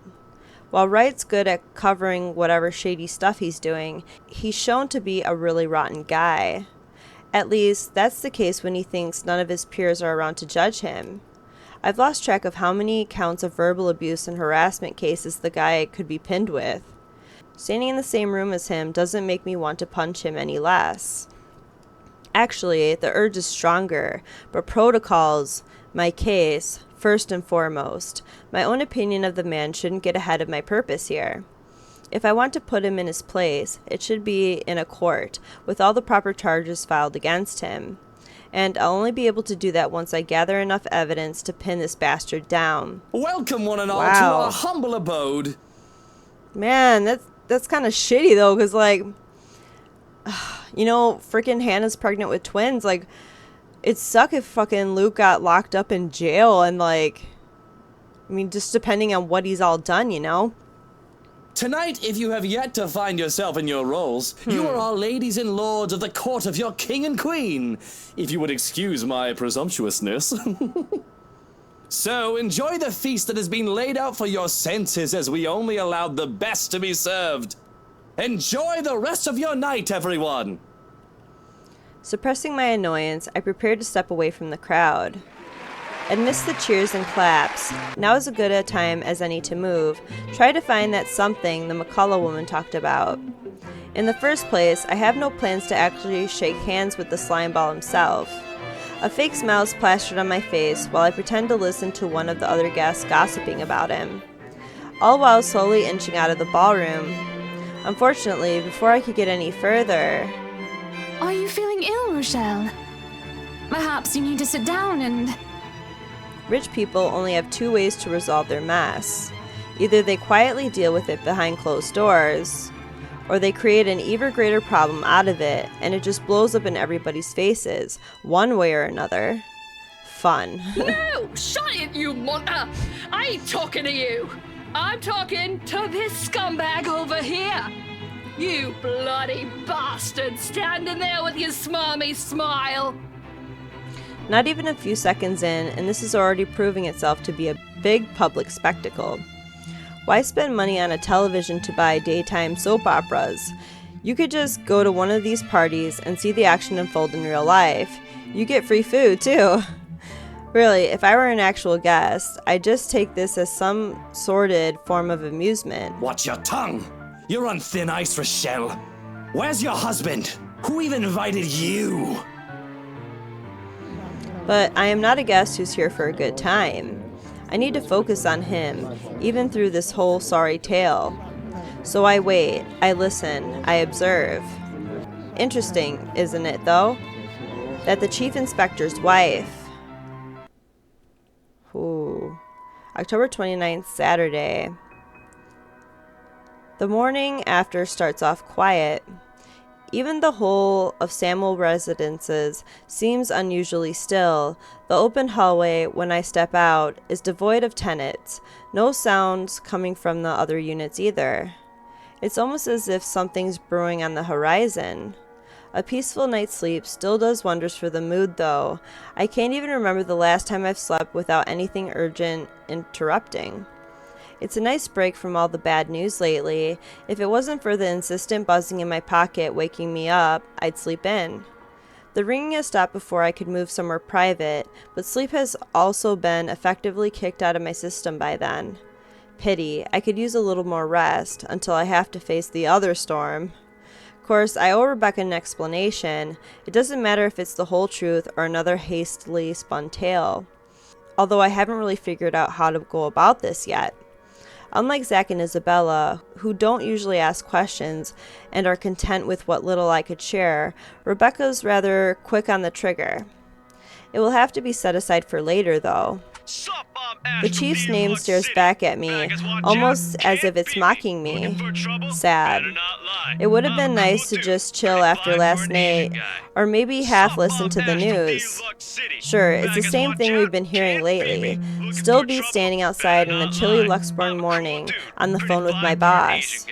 Sighing, I answer it, if only to get this over with. Where are you right now? Now, that's a tone I didn't expect for him at this hour. Just thinking how this'll go already gives me a headache. Immediately, I reach up and pinch the bridge of my nose to stave it off. This is why I won't ever drink myself senseless. What was that? Nothing, Chief. A pleasant morning to you, too. He's probably calling to rag on me or complain about his wife, which is really none of my business, unless it affects my case.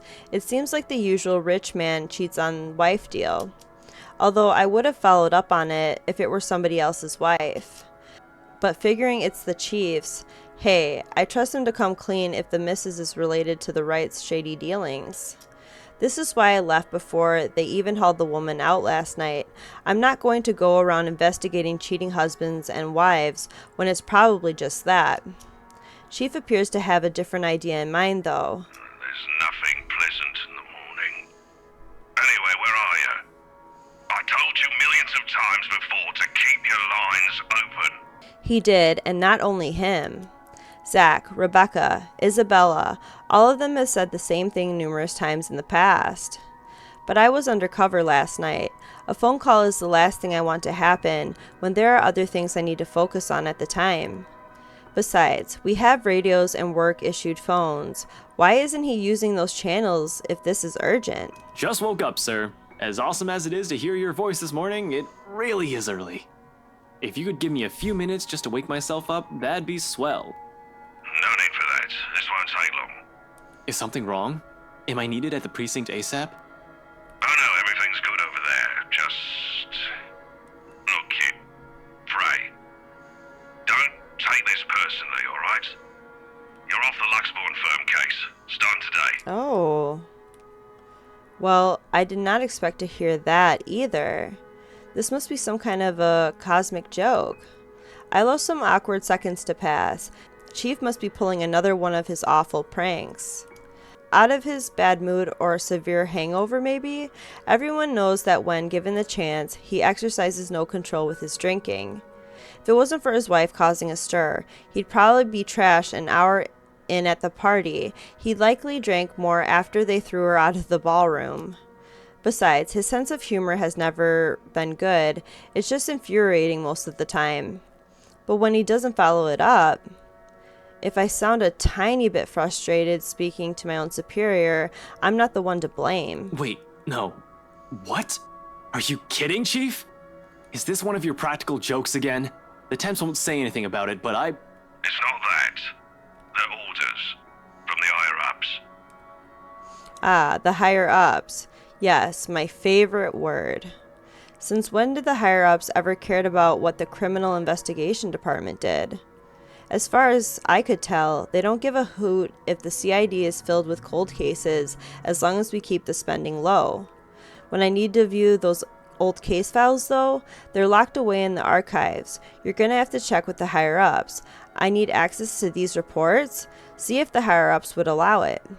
Every step, every move in this case, there isn't one that hasn't been gated by some authority. If it's not the chief, it's the commissioner, or so they always tell me. It makes one wonder why they even bothered assigning it to anyone. Not a single one of them has done anything to help move the case. And they wonder why it has taken this long for a hint of progress to show. you can't just drop this on me. You can't just take me off like that. Yes, I can. And I'm sorry, Ashton. You're a good detective. One of the best I've seen in years, but... 3 years, Chief. 3 years! 3 years since that anonymous tech leak blew up. Since Luke Wright's name was openly linked to several nasty dealings within Luxborn's corporate world, some of them involving deaths. What? 3 years, and I was the only one who made it this far, made much progress that officers with more experience weren't able to do when they handled this case. Just within a year, and with barely any help from the damn brass at that. Of course I'll be pissed. Do you know what would have happened if I didn't work my ass off on this thing?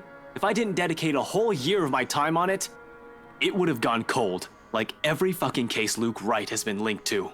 I saved this from getting thrown into the archives, sir. I'm getting close. If you could just... I'm fully aware of what you've done, Frey, but the Commissioner hasn't been happy with your progress. Still too slow by their standards. Too slow? Well, what about those reports I filed? I've documented every freaking thing for them. I've given you every important lead I can gather. Damn, Ashton looks pissed. Isn't that enough? They need results, not a bunch of research papers. Not one baseless assumption after another. Concrete proof, Frey. I'm really sorry. They've already made a decision. They're going to pass this on to someone who's been in the force longer. Someone who has more experience. Someone who has more experience? They meant nothing by it, but you're still too young to work on a case this big. Chief, I've already done more than what those old farts ever did behind their desks. All of it, within just a year of being assigned to this. Watch your language, Frey. Those are your superiors, I'm not some damn rookie fresh out of training. I'm as qualified as they are. Futile, I know it is. They'd never say it within my earshot, but from the very minute I stepped into their precinct, the lot of them had underestimated me, from their stares alone to the assignments I get. To them, I'm still just a kid, too young, too green, too inexperienced. And once they pull that card on me, every argument I have gets thrown out of the window. No matter how logical it is, how much I've accomplished, what the record says, or the amount of work I've put in every investigation they've thrown my way. We're all aware of your skills, kid. You wouldn't have that badge and rank if you weren't good enough. However, this case is just not for you. Too high profile, too risky to put a good officer like you in harm's way. Can he even hear himself? That reasoning is odd in itself. No one joins this line of work without knowing the dangers of it. Don't I get a second chance? You said it yourself. I'm a good detective. It'll just be a matter of time before we can close this. It doesn't matter what I think, Frey. You're off the case, and that's final. I expect all related files and documents on my desk by Monday morning. And don't even try to go touch anything. I know how hard-headed and determined you are. Chief, please. A few more weeks. Aw. I'll have the proper evidence left on your desk by then. I swear it won't take longer than that. Afraid it's too late, boy. I've already informed the other officers. That would really suck. I mean, like, what he said that he been doing this for a year, right? So, like, you know, you put so much time and effort into one thing, and then someone just, like takes it away from you, and, like, all your hard work is for nothing. So, I feel kind of bad for Ash. You aren't to be allowed access until you've been given a new assignment. Hell, just keep out of the precinct, Frey. Take the weekend off. Seriously, Chief, is this about last night? If this is about me being at that party, I have a good reason for... You were at the party. It makes me pause. His wary tone, the sudden careful note in his voice. Slowly, a frown forms in my face, my eyebrows knitting together in confusion. Much as I hate to say this about my own boss, there's also suspicion in it. Hard not to think of it that way, seeing how he acted around Hannah Wright last night. Is he worried? Why should he be? Everyone who's anyone was invited. I didn't doubt for a second why he received an invite, even if his presence was questionable. There's something wrong, and I've unintentionally walked into it. All I have is a sneaking suspicion, but when one looks at this from a different angle, put everything together, why the hell I've been taken off the case might be for the same reason he was there in the first place. Fuck. Yes, Chief, I was. For a good reason. What were you doing there? I know we don't have a strict rule against attending functions, but that was... He coughs, and it almost sounds like he's choking on his own excuses, lies. I don't want to accuse him of anything, yet. He's someone I've respected since I joined LPD, even with his bizarre sense of humor and tendency to procrastinate. He's obviously competent enough to get the job done. He wouldn't be Chief Inspector of Luxbourne Police if he wasn't. He wouldn't last years in service without some track record backing him. Unless that, too, is a fluke, and what's backing him is not something, but someone. Very interesting. Oh, shit. Fucking hell. Fucking shit. Chief Harvey, about last night with the... Why does it matter, Frey? This isn't about that. Why does it matter? Why does it matter? I'll recite the whole damn oath we've taken upon being sworn into service if I can, but at this point, it seems too late to remind him of that. He has probably already moved from serving and protecting people to serving and protecting his own interests. Damn it. I suspected the upper brass of this, even the lower ranked subordinates in the force, but from my own boss? Shit, no wonder that leak didn't lead anywhere. Someone closer might have been pulling the strings. I might have been set up to fail long before the fucking case had been assigned to me. But I don't want to just give this up. I don't want to believe I've wasted an entire year for this.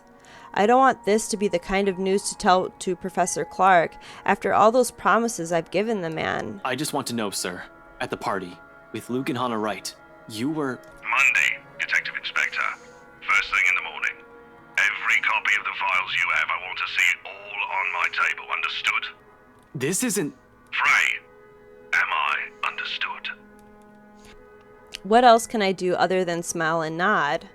With my own superior expecting an answer, using that tone, brushing my questions off as easy as discarding a dead body. Yes.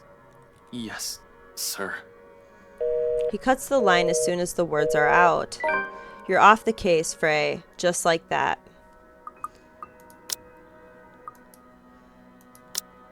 Ashton Frey received a phone call from the Chief of Luxbourne Police, first thing in the morning, informing him that he had been taken off the Luxbourne firm case.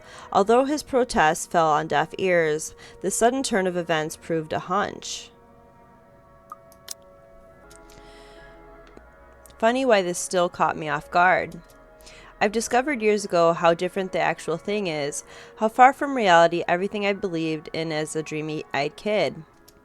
There are no high-speed pursuits every day, no thrilling gunfights, or exciting cases every step of the way. Only paperwork, lots of red tape, and dealing with politics and bureaucracy. I set out to change things, hoping it'll make things better for the people I care about. It ended up changing me instead. Serves me right for being too idealistic, I guess. This is probably the universe telling me that it's better to remain the skeptic I really am. Now, here I am, standing useless, can't even do anything but grit my teeth and kick the wall. The bastard didn't even acknowledge my response. What did the poor wall ever do to you? It figures Rebecca would be the one to find me in this embarrassing state. Honestly, I don't like it when she sees me like this, which seems to happen a lot, regardless of what I want. Rebecca, now's not a good time. The concern I expect from her when I turn isn't there, however. Instead, she just looks, well, the storm I left brewing last night, it's right there on her face, ready to be unleashed. When is it ever a good time for you? You're always so busy with everything now.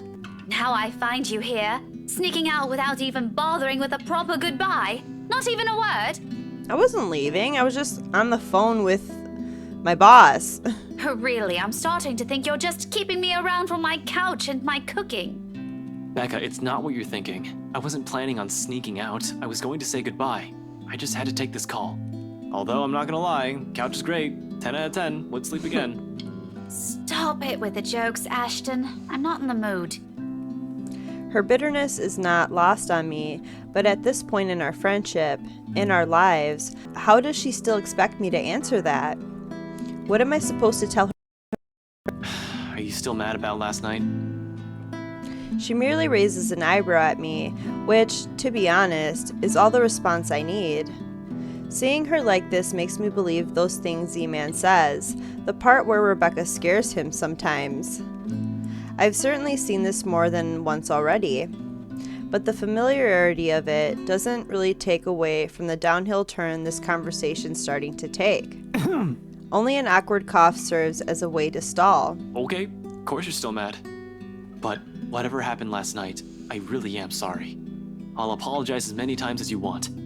If you want, I'd even kneel or something. Aw. Ashton, an apology is nice and all, but that's not what I wanted to hear from you today. Alright, fine, okay.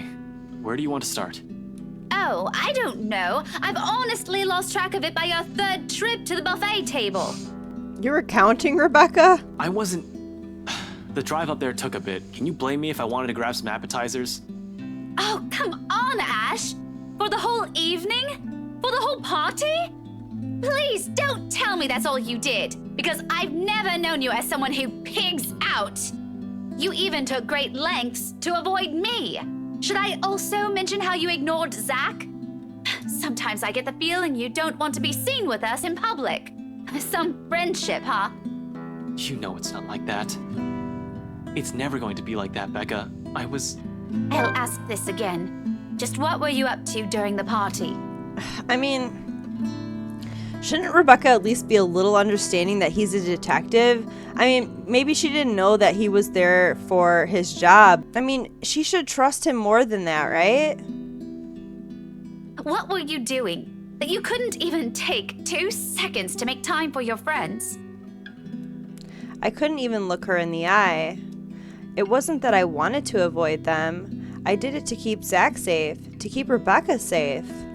Just in case.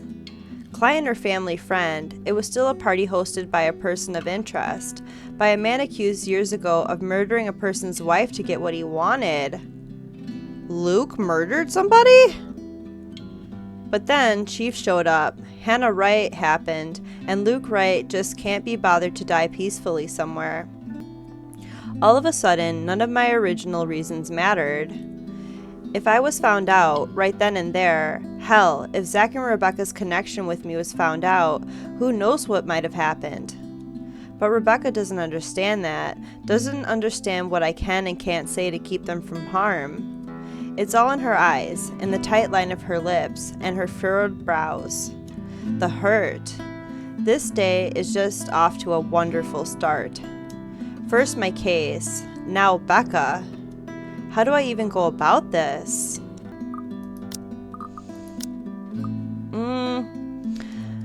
I'm just gonna insist that it's confidential. That was the whole reason why he was ignoring Rebecca. I mean, he's trying to do his job. He can't, like, tell sensitive information about the case. That's just what his job entails. So I'm just gonna insist that it's confidential.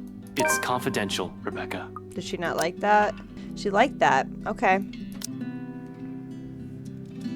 I wonder how many times I've told her that.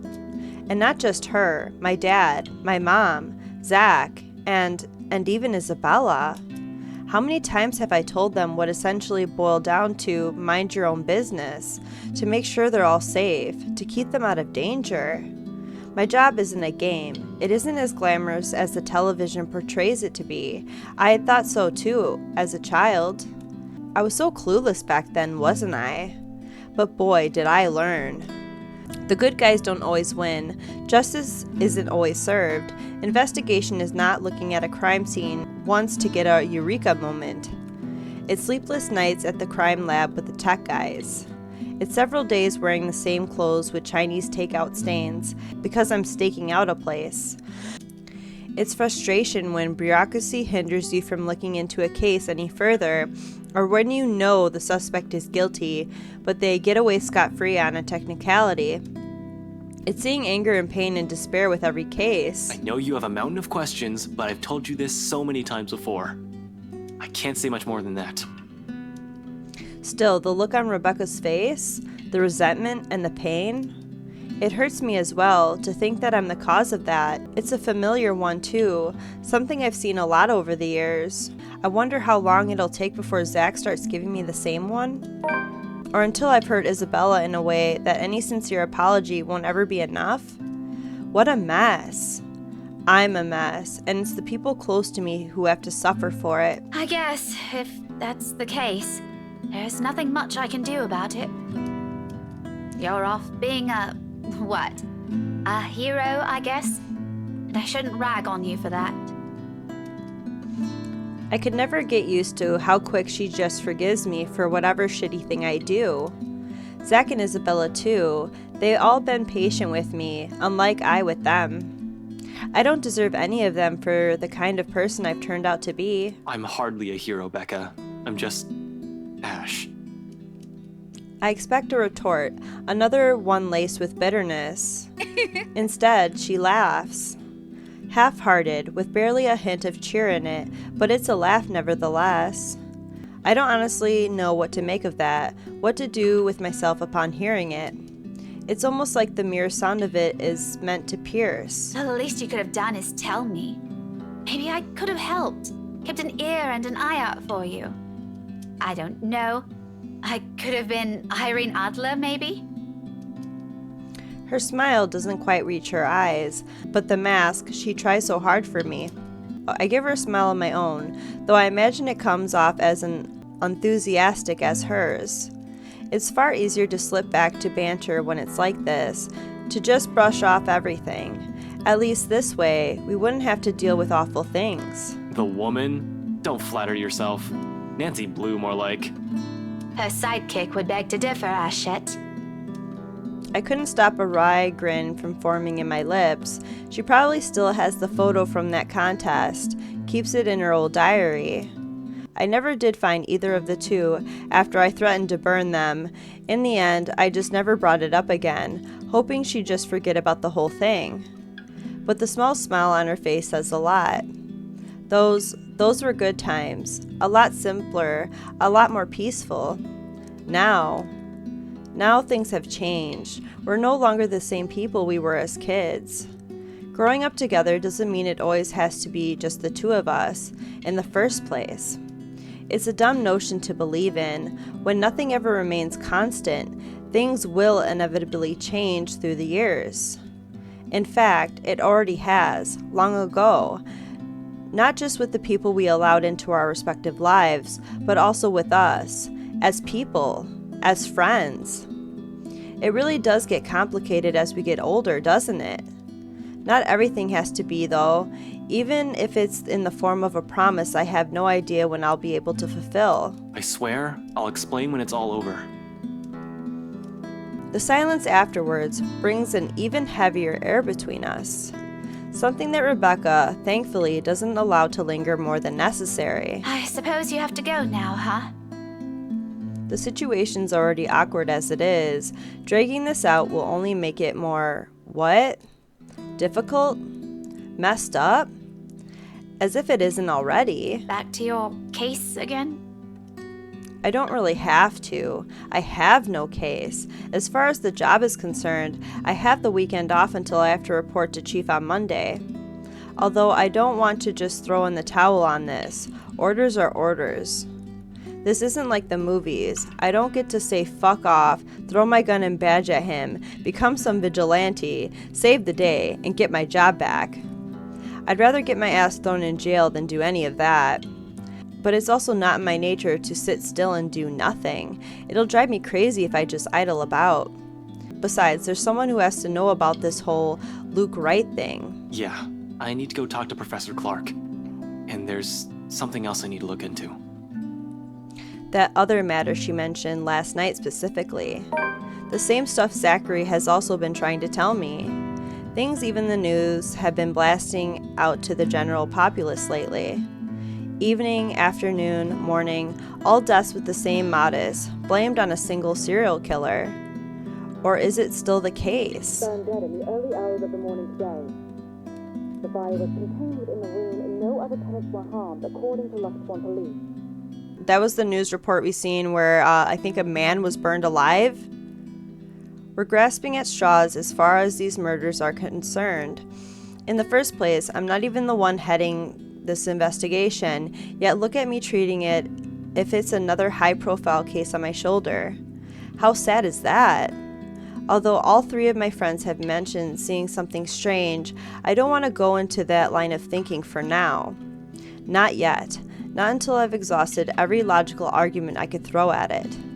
To be honest though, I don't know how to take all of this anymore. But I've already given Isabella my word. It'd bother me more if I didn't follow up on a promise I made to her. And after Rebecca's claims last night, there won't be enough sarcasm in the world if what my friends have been telling me is true. I can already hear Isabella's laughter, in fact. Figures. What else can it be? It's not another case. It's something else. That issue Isabella mentioned yesterday morning. I'm sure you remember. You were there. Well, at least you're not neglecting all your friends. Becca, I promised her I'll... She doesn't wait for me to finish. Whoa!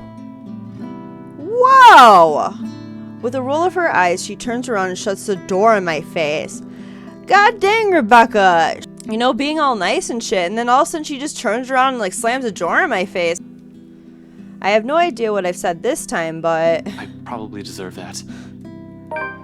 We'll just have to fix this some other time. By then, her temper is sure to have cooled off significantly. Rebecca confronted Ashton about what happened at the party the night before.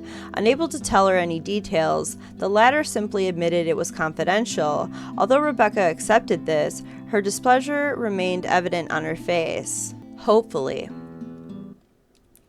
For now, I can't laze around. Gotta attend to things that matter more.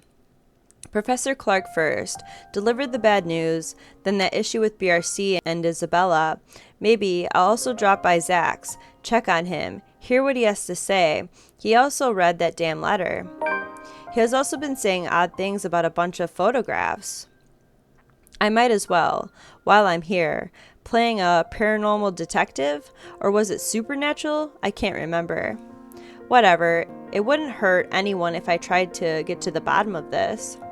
If nothing comes out of this, good. Everyone can shut up about stupid curses, and we can finally get back on track with our lives, on to more important stuff. If there is something... Are you two done? There's a moment of confusion when I don't see her familiar ponytail about, only to find her standing behind the door to her apartment seconds later. Isabella holds it open, though only slightly, as if to hide from anyone who might happen to pass by. This early and on a lazy weekend, I doubt anyone would. But from the gap and what little light there is behind her, I can make out the appearance of someone who has just clearly gotten off from bed.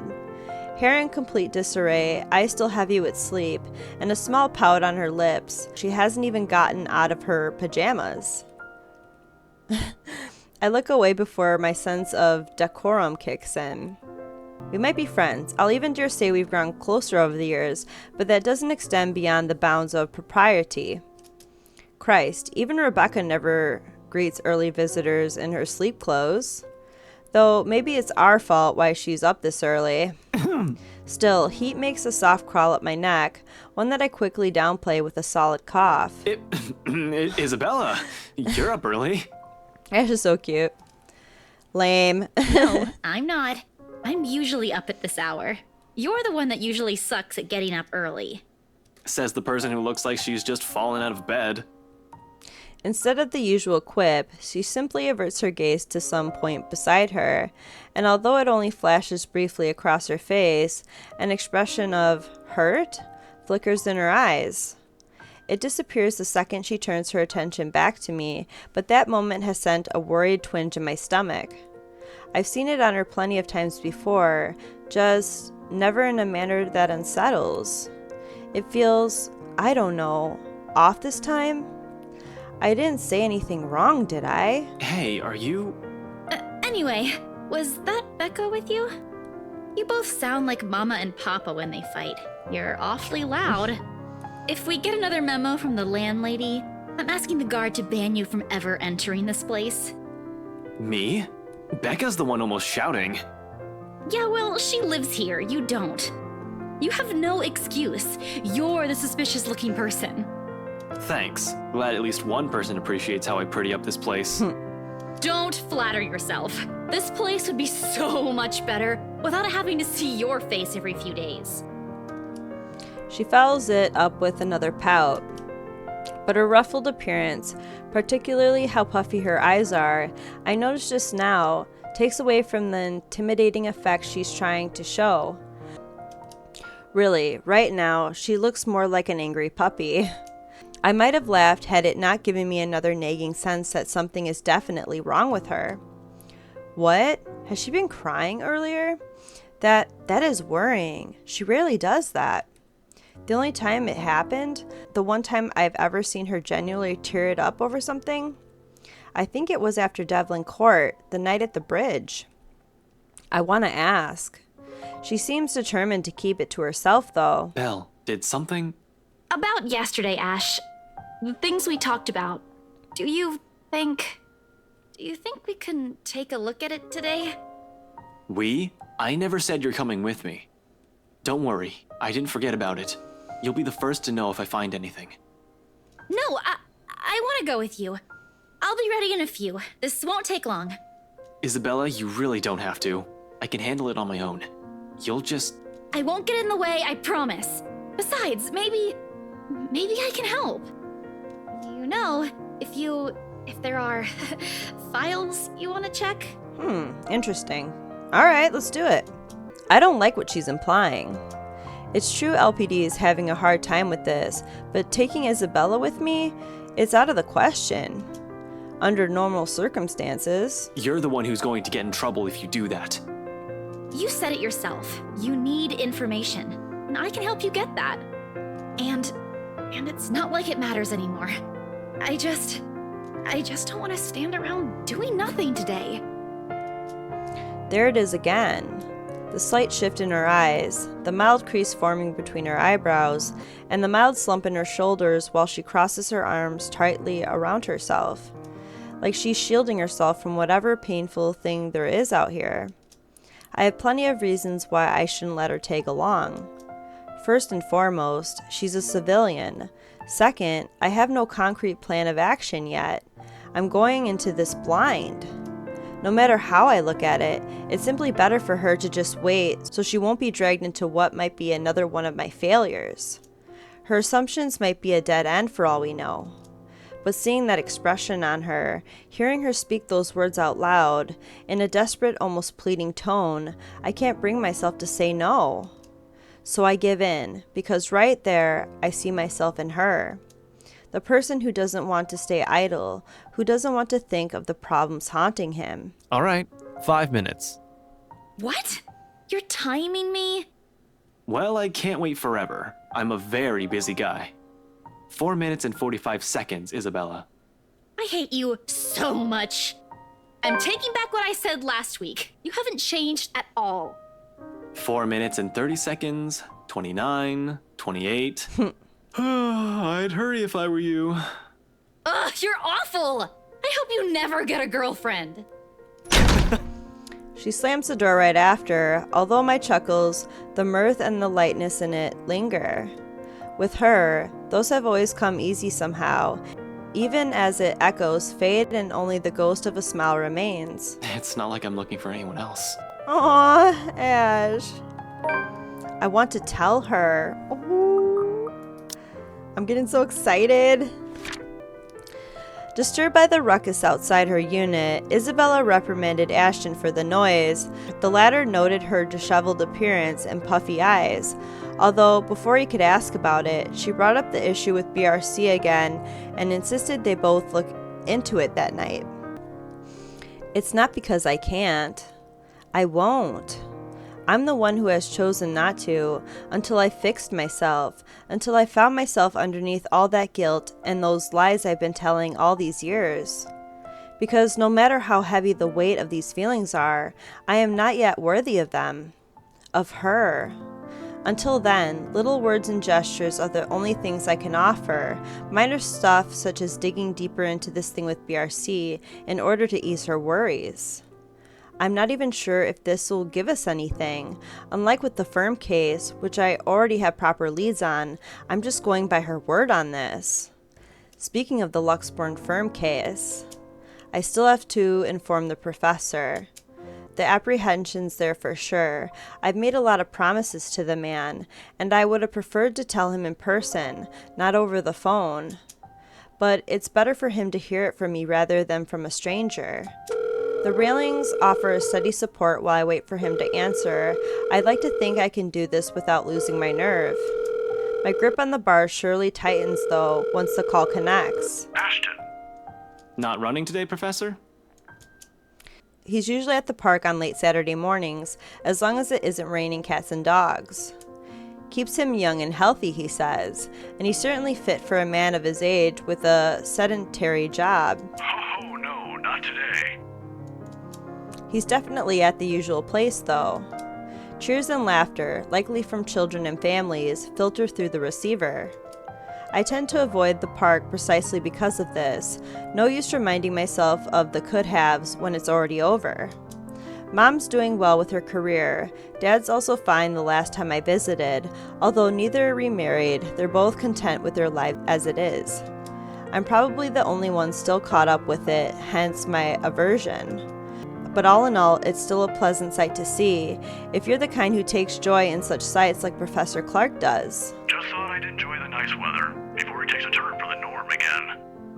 And to what do I owe the pleasure? The guy certainly seems happy right now in any case. I almost don't want to break the news to him. But it's better to get this off quick, as long as he doesn't shoot the messenger. He's not the type. However, long-held resentment can change a person, even someone as mild-mannered as the professor. I was hoping to talk to you about the case. I suppose I'm just the downer today. As soon as I say those words, he pauses and the lightness in his voice is gone in an instant. Every time we've talked about this in the past, he does that. He's probably trying to gauge the situation based on the tone of my voice. Perhaps it's a good thing I'm delivering this news through the phone. Who knows what he'll see in my face and my mannerisms? The art of keen observation? I learned it from the man.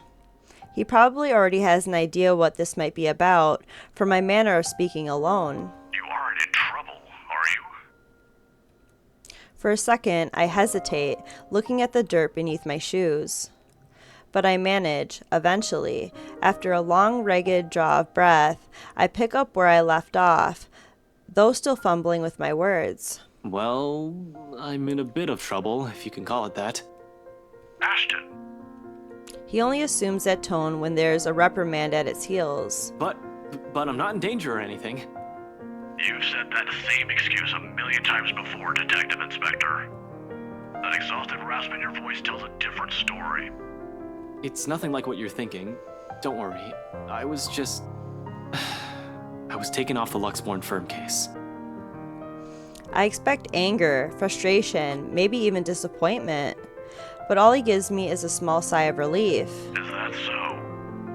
Well, at least you aren't in danger. Liz wouldn't be too happy if she heard you right now. Liz. Aunt Liz, she insisted I call her, his late wife.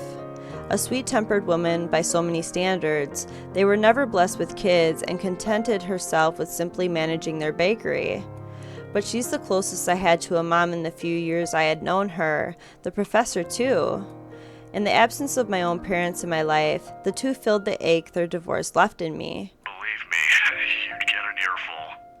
You don't want to show up on her doorstep looking like you haven't slept a wink either. How many years has it been since? 9? 10? I can still remember it vividly.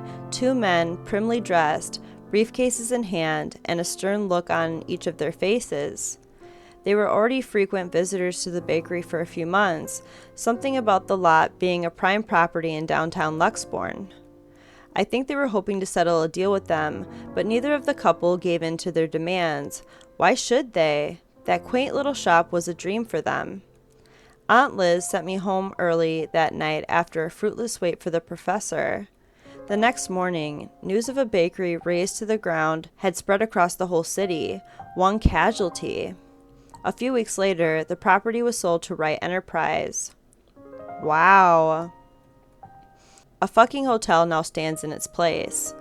Of course, an investigation was launched after the incident.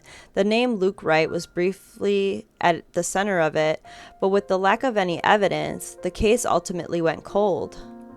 The professor hides it well. However, I can tell that he hates that man to this day. He might even blame Luke Wright for every tragedy that happens in the city. He has never blamed me, though, when I'm as equally responsible. I knew something's off the moment those men stepped inside the shop. I could have saved her that night. I could have prevented anything from happening to her, called for help or whatever. I didn't. So it continues to eat at me until today. The guilt. The Luxbourne firm case would have been our chance at reopening that old case if we could prove Luke Wright of his crimes. Instead, we're back to square one. Yet all he has for me are words of comfort. To think he can still be this concerned about me after my carelessness, after I've broken another promise a second time. People never cease to amaze me. You might think that you have failed as an officer. Or maybe you think that you have failed me. And you know more than anyone. I would love to see that man taken down. If anyone deserves to be tried in high court, it's him. But I'm glad nothing's happened to you while you were working on this. That's what's most important. I'd hate to get news like that again. Suddenly, he stops. I imagine a thoughtful look flashing in his eyes as he thumbs the wedding band on his ring finger before he continues. Another habit. He has never removed it since that day, has never thought once to remarry, even when he managed to continue with his life and return to some semblance of normalcy. It's his way of honoring her, I suppose, when he couldn't bring to justice the man responsible for his loss. Some people are just hard to forget. It's not like another death. Yours or even his will bring back my wife. Silence falls between us afterwards. I don't quite know what to say after that, really. Should I apologize? Show some sympathy? Going into this, I should have thought of something other than just breaking the news to him. As it is, it seems the only thing we can do is feel sorry for each other's misfortunes. I apologize too, for putting you up to this. In another occasion, under different circumstances, I might have accepted that, but... You didn't have to, but you've already done more than any officer who has investigated this. So don't worry about this, old man. I know your department's people all have their hands full recently too. What with the upsetting news we've been getting as of late. Deaths almost every day. I'm not entirely sure if that has anything to do with the other. It seems too big even for someone like him. But if this is that man's doing... Professor, please.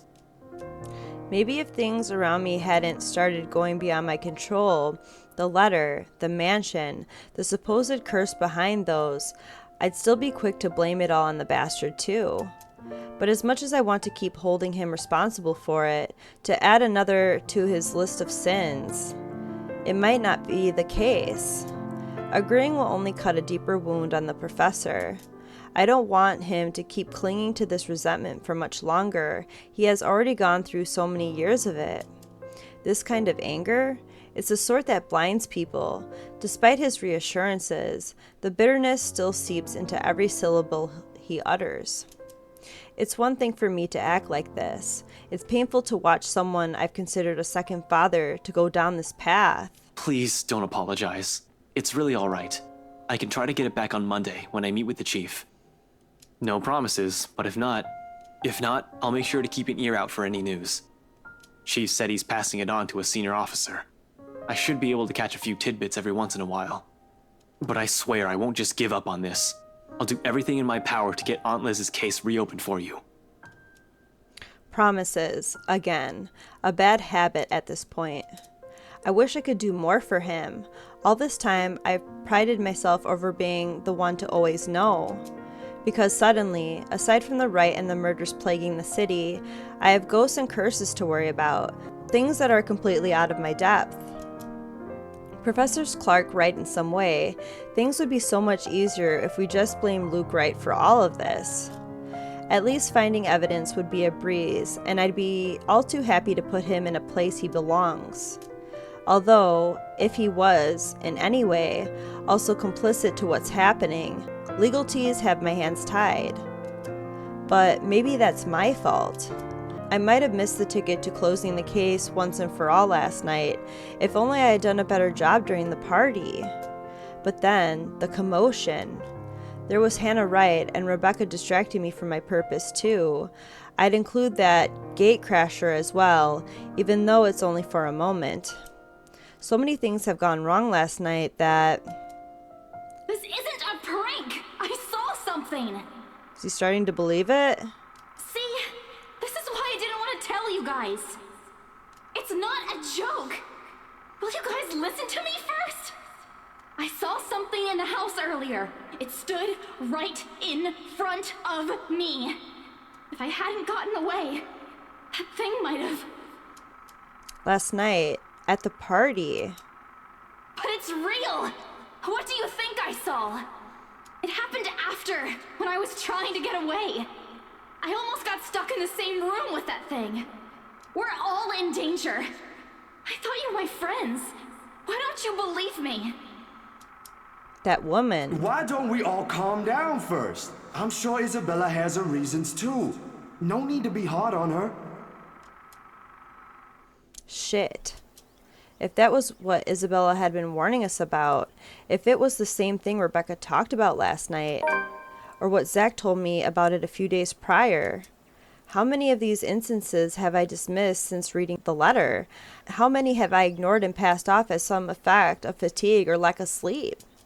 Even last night, a hallucinogen lacing the food is the first thing I considered, purely because that's what my training dictates. It's a mindset I've grown used to. It's the setting the gears in my head automatically takes in a situation like that. Of course, I'm not discounting all of that yet until I have enough information, something to form a conclusive form. Proof, in whatever for it may come. But thinking straight is impossible when, all of a sudden, all your beliefs are being upturned, in the most violent way possible at that. Jesus, I need a sounding board. I need to talk to someone, and Zach's the best person for that. I have to go, Professor. Oh, no problem. But what are you... I don't have time to stop and listen to what the professor has to say as I cut the call short. While waiting for Isabella, Ashton called Professor Andrew Clark to inform him of his dismissal from the Luxbourne firm case. While Andrew assured him that it was fine, the detective promised to keep an eye on the case. However, a realization cut the conversation short. Alright guys, I'm going to end this episode right here. Wow, freaking the ending in Rebecca's chapter. Oh my god, freaking ghost lady on the ceiling. Holy shit, man, that would scare the shit out of me. I give Rebecca props for hitting her with that thick-ass book, though. That was funny. She's trying to strangle Rebecca out, so... And now we're in Ashton's chapter, and he's starting to finally connect things together. You know, because he doesn't believe in these sort of things, he is kind of like dismissing maybe certain things that are happening that could be related to the letter and the ghost, the housewarming party. He's seen the woman, you know, and he's starting to connect things of what Isabella said, or, you know, what Zach has said, and now what, you know, Rebecca has told him. Now I think Ashton's going to be looking out for that. So in the next episode, we'll find out what happens to Ashton. So share the content. If you're enjoying my playthrough of the letter so far, please leave a like. Let me know what you guys think down in the comments. And make sure to subscribe and click that bell button so you know when I upload the next episode of the letter. Thank you so much for watching. You guys have a great night. Bye.